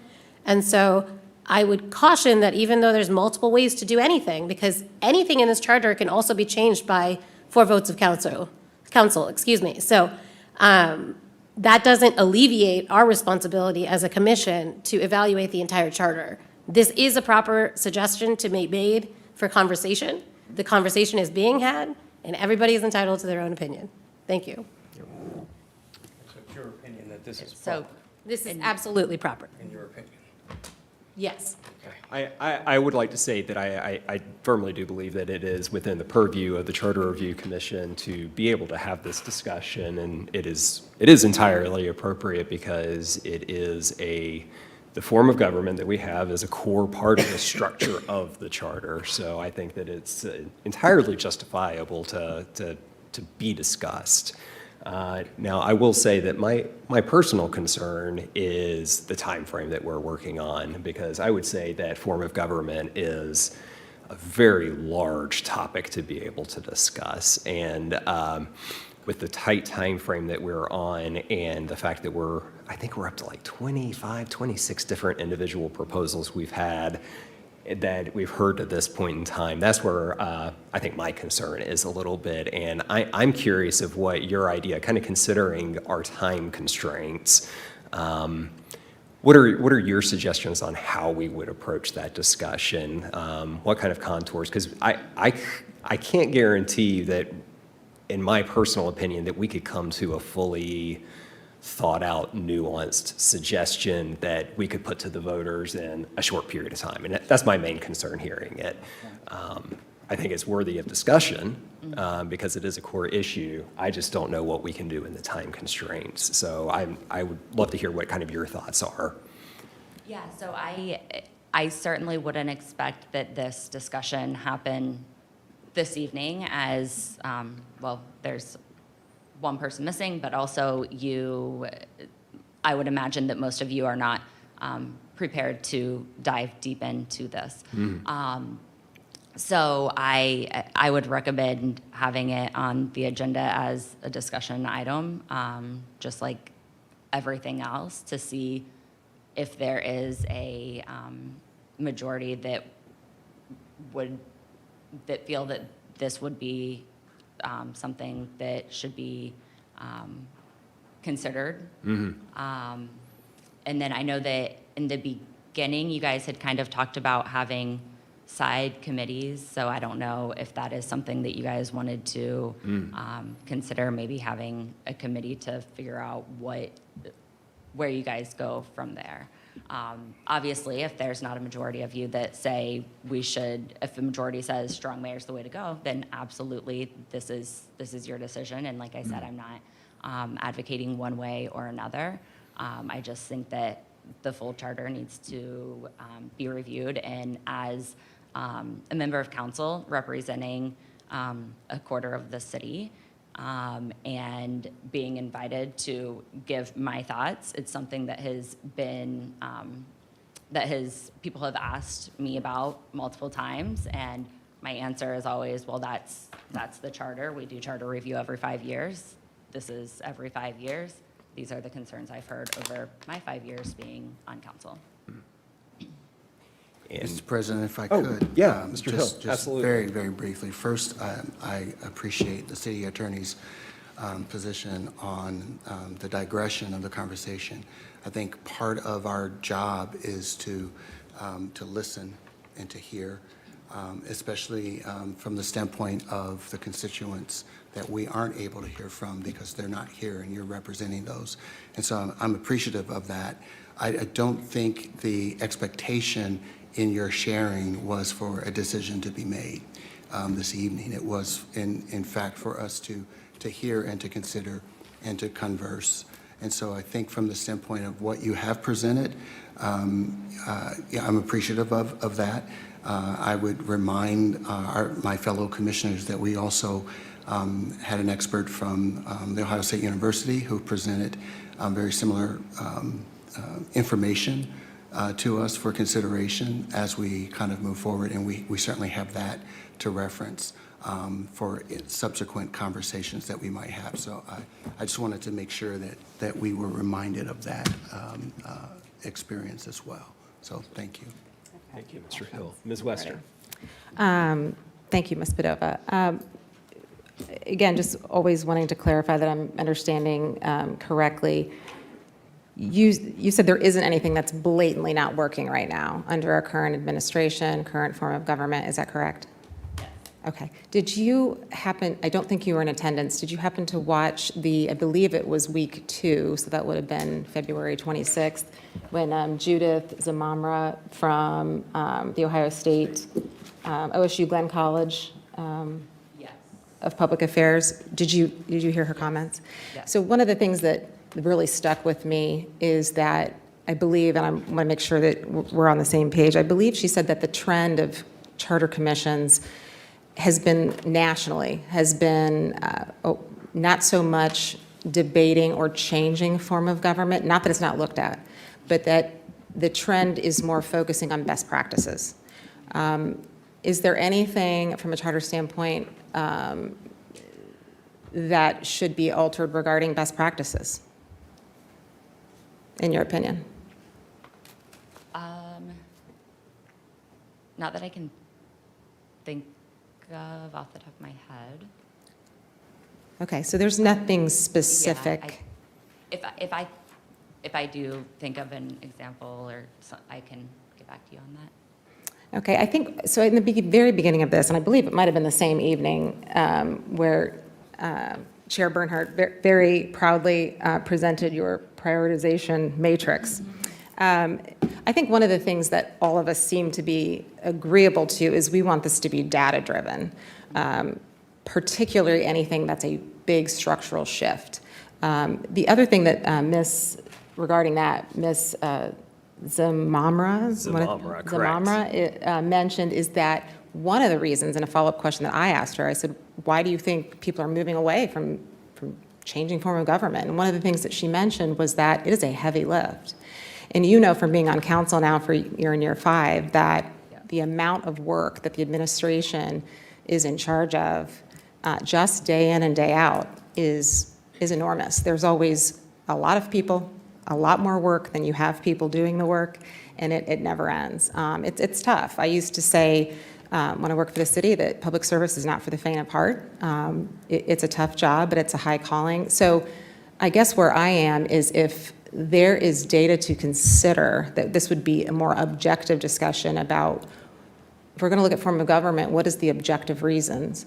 I'm not hearing any from you directly, but I'm open to that. I think the other thing I want to mention is Mr. Schnetzer, from memory, I've not gone back and reviewed the minutes specifically by memory, is I believe he said there's no data showing that one form is superior over another. I don't think he's said it shouldn't be looked at. I believe that he brought it up as a data point because of his day job. He is a managing director for Baird, and for 15 years has analyzed cities and the financial stability of those cities, and as part has looked at everything from form of government to services offered, bond rating, all of that. So I would consider those two people experts, and from their perspective, we don't have any data to review. Would you agree with that at this point? I would say that, yes, but also Mr. Schnetzer's, and I'm also trying to remember this from memory of what he said, but I believe that it was that there was no argument for either form, so it didn't affect like bond ratings depending on your form of government. So, but yeah, I would say that was correct. So I agree with my fellow commissioners that I do believe this is something that the charter can address and can look at. Right now, what I'm not hearing is data to support a deep dive. But as Mr. Hill commented, I appreciate you giving your opinion and being here this evening, and your engagement with the commission, absolutely.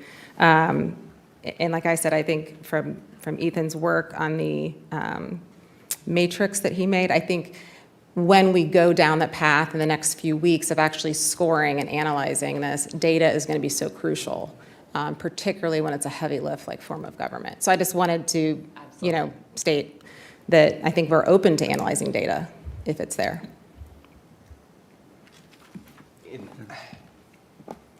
I'm kind of thinking, kind of playing off what I said earlier about worried about time constraints. I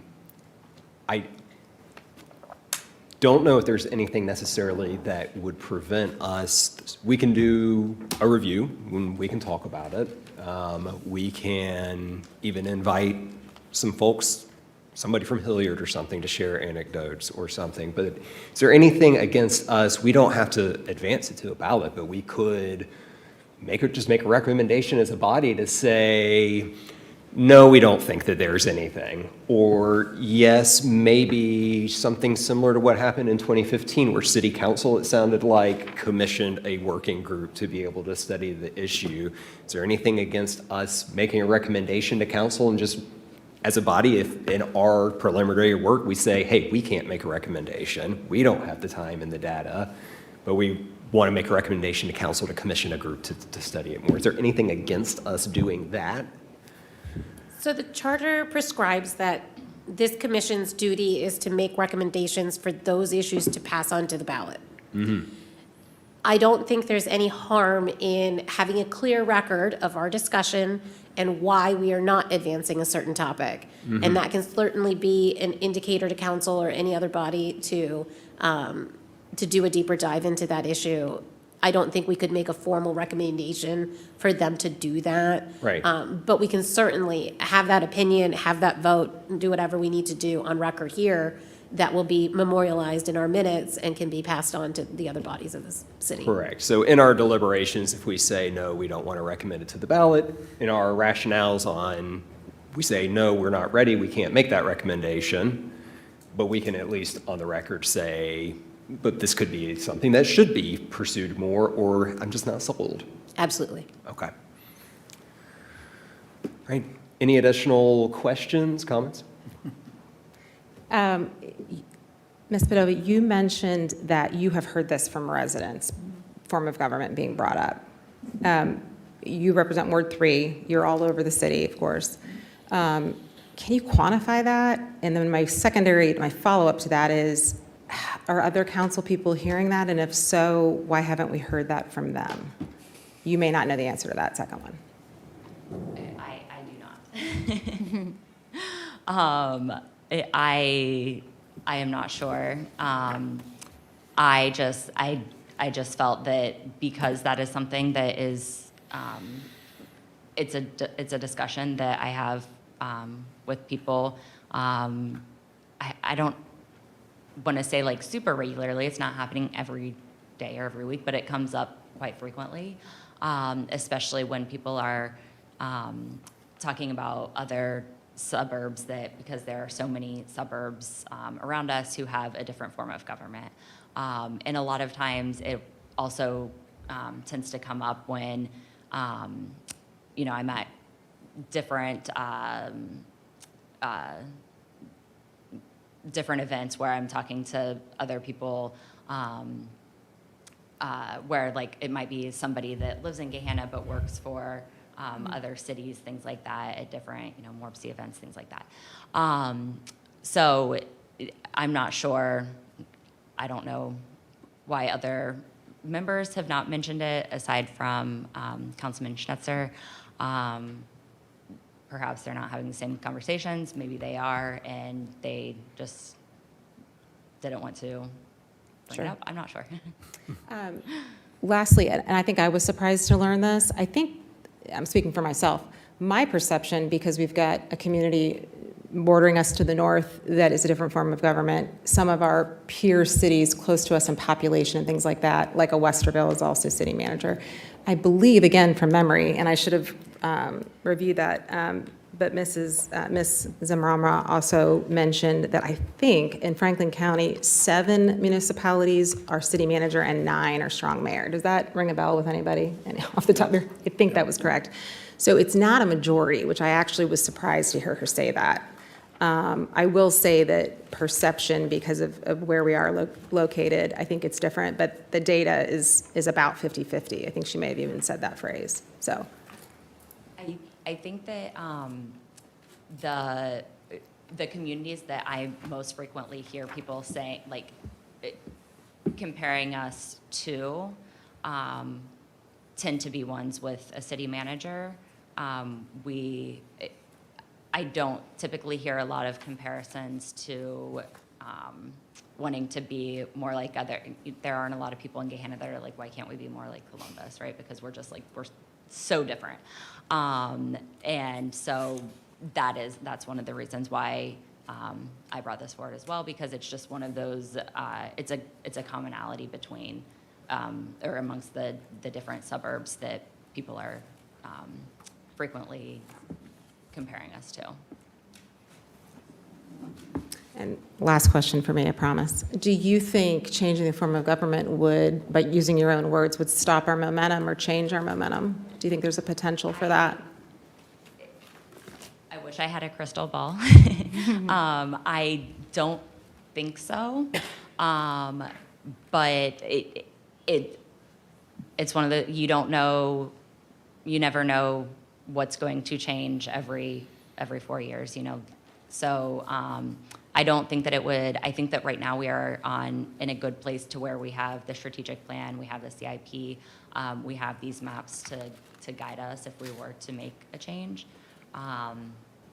So I feel like right now we're in a better position than we would have been maybe 4 years ago, or maybe even in 2015. Mm-hmm. And those have all been put together in recent years, since you've been on council, correct? Okay. Thank you. Just one small comment. Yes. As someone who's also heard this around, I just want to appreciate the transparency for the people in your ward and bringing it forward, because while we've had some conversations, we had Ms. Zamamra come, and also hearing Mr. Schnetzer as well.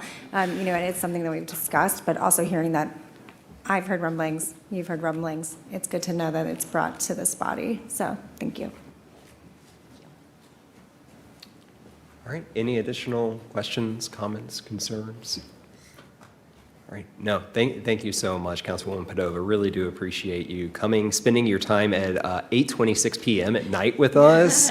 Especially, I think you had a council meeting earlier this week as well, so it's a long night, so. It's very strange being on this side, but thank you all. Thank you for your service. Yeah, thank you so much. All right, well, we are moving on to the next agenda item, which is the regular proposal inventory review. Considering the hour, I don't know if we are going to go quite as in-depth as I initially intended. As someone who has worked a lot of night meetings before myself, after about 2 hours, your brain starts to turn to mush, so I don't necessarily want to put you all through that. But with the conclusion of with Ms. Padova, we're really exiting our public engagement kind of phase of our process, and our next 2 meetings are really going to be dedicated towards more deliberation, discussion, and actually prioritizing the things that we have heard. So I really want to just kind of encourage folks to be able to start thinking in a more deliberative and strategic mode, because we do have about 25 items or so that we have heard so far that have been suggested to us throughout this process, which is a lift. I did previously circulate an updated proposal log reflecting all the submissions that I had received as of April the 3rd.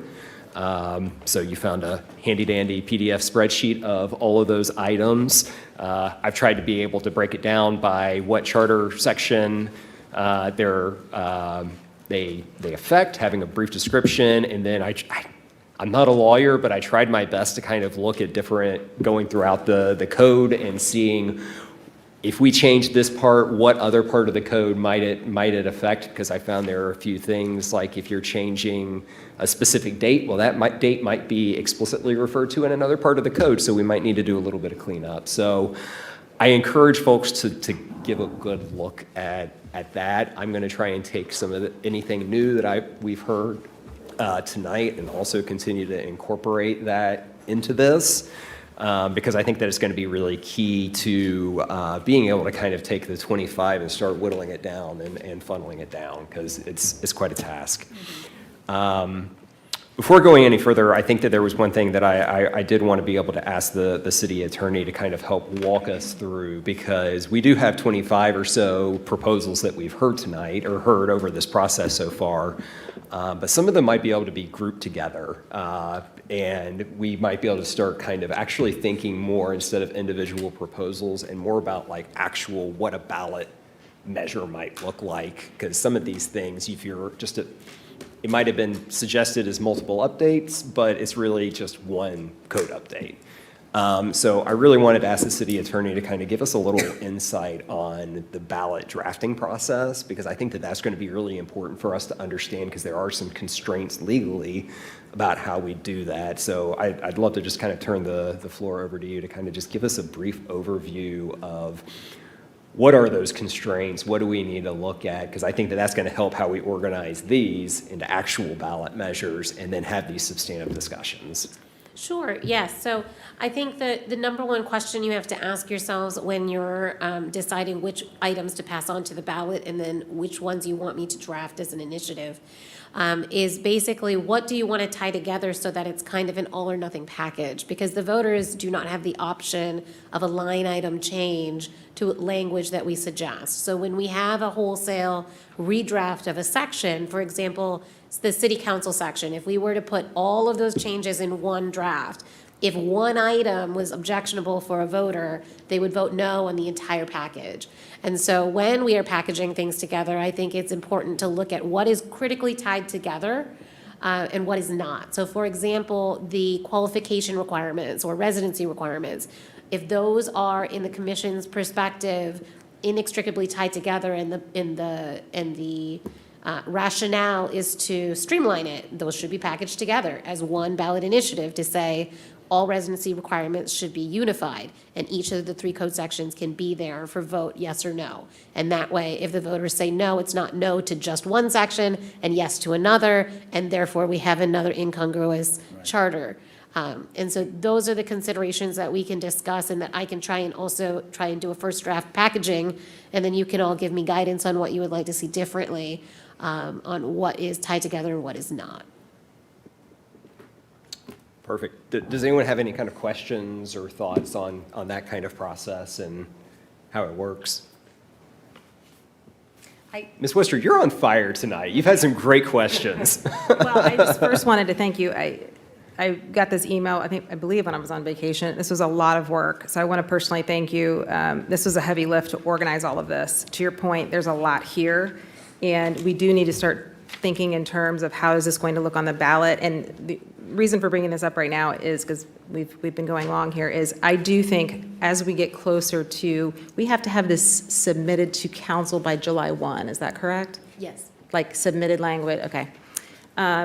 As we get closer to that date, even though we all like to meet, I'm sure for years on end and discuss this stuff, I think that it's important to look at it from a what impacts residents and puts our, helps our community in the long run. There is a lot of things have been suggested, and when I look through this that Chair Barnhart put together, it's not that all of this, in my opinion, isn't valid or couldn't be changed, but I think weighing and prioritizing is going to be really important. So I would personally love to hear everybody's thoughts about what's the most important in this. It doesn't mean that something shouldn't be done ever, but we have to prioritize, just because voters, when they go in, they're not accustomed to spending 10 minutes reading ballot language. And there's one other thing I was going to mention.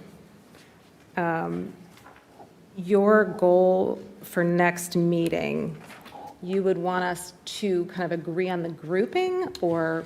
So the way that I'm seeing it, because we probably do have a few new pieces to consider after tonight. So I think it would be valuable, especially if everyone is okay with it, if I kind of take a stab at kind of refining this a little bit further with the city attorney, with her guidance a little bit on trying to group things together. And ultimately, I think that the goals for our next meeting, and probably the next two meetings, is first of all, I think determining what ideas did we heard that aren't really appropriate for the charter? Because there might be a few things that are just not charter appropriate. It's better suited for administrative action or legislative action from an ordinance or something like that. So look through these things and see what things stand out that just aren't appropriate for our scope. Because there are going to be things that were suggested that maybe are not our scope. So I think that that's the first thing that we really need to be looking at. The second thing, especially in light of what we heard tonight with our last presenter, is what are additional proposals or items that maybe we need a little more education on as well?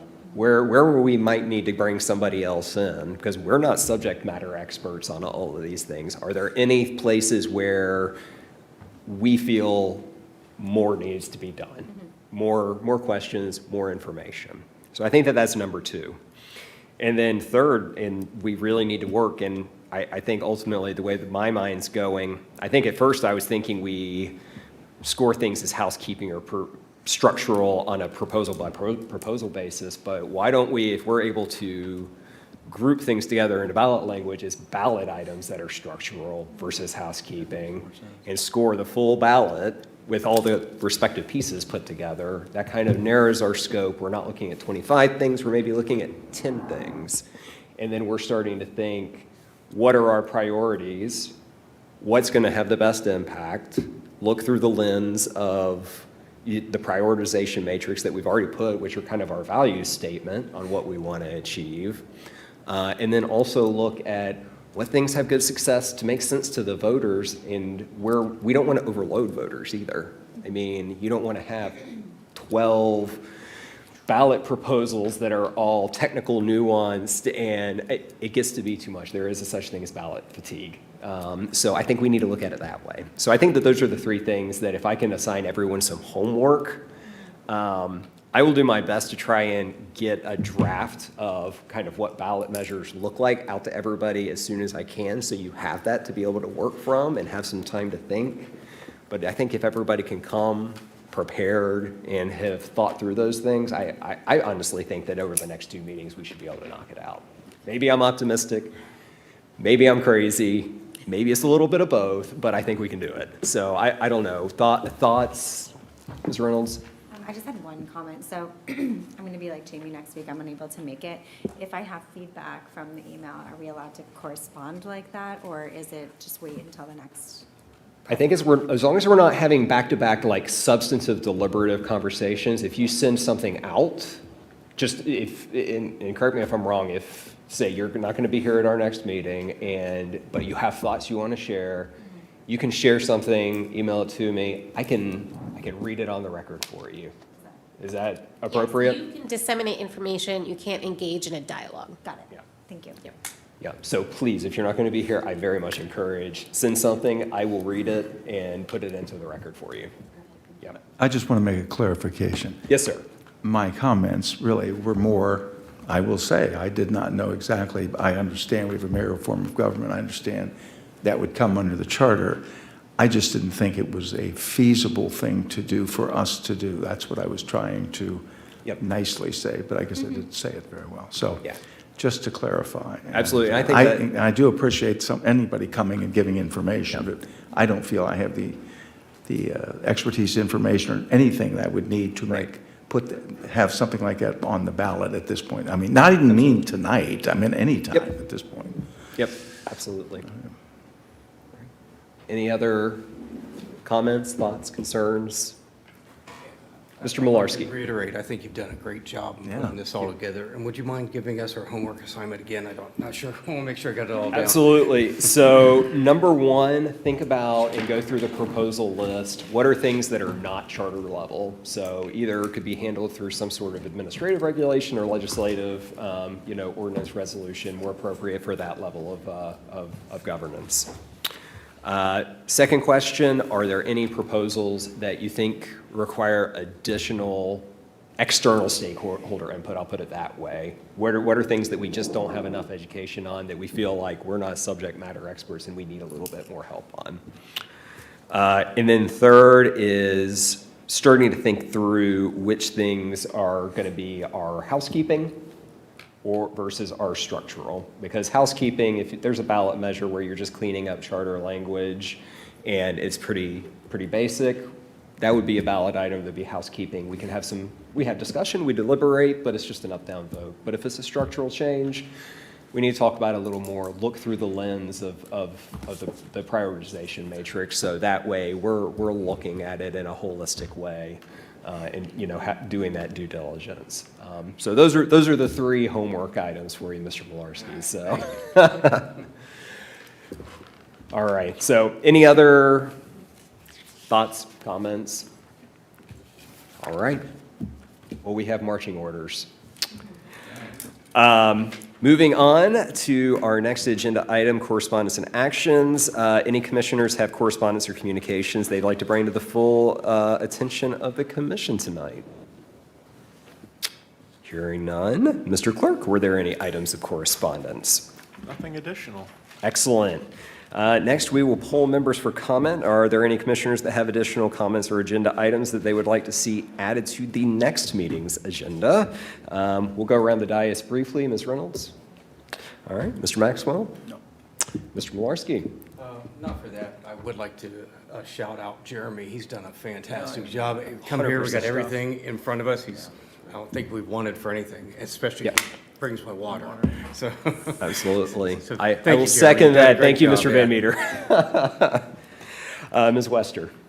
The only thing I'll add is we're going into next week is I cannot get these numbers out of my head. I believe it was Assistant City Attorney Roth, the very first meeting, said that I think in Gahanna's history, we've had 88 charter changes, and the charter was initially, we switched to a charter city in 1961, and the U.S. Constitution has 27 amendments. So I cannot get the disparity of those two numbers out of my head. I would say I agree with Chair Barnhart that I believe there's a lot on there that probably isn't charter level, doesn't reach the charter level of a standard. Does not mean it's not something that can be addressed elsewhere. So I would say, again, would love to hear all of your opinions next week when we go through. All right. Mr. Hill? None at this time. All right. The only comment that I just want to say is thank you to everybody for bearing with us throughout this 2-hour and 10-minute meeting. It is not easy to do that. So I really do appreciate just the robust conversation, everyone for being here tonight. Public service is a difficult thing sometimes, so thank you. With that, the best part of the night is adjournment. I'd like to request a motion to adjourn, please. So moved. All right, and I will call this meeting adjourned at 8:42 p.m. You're free to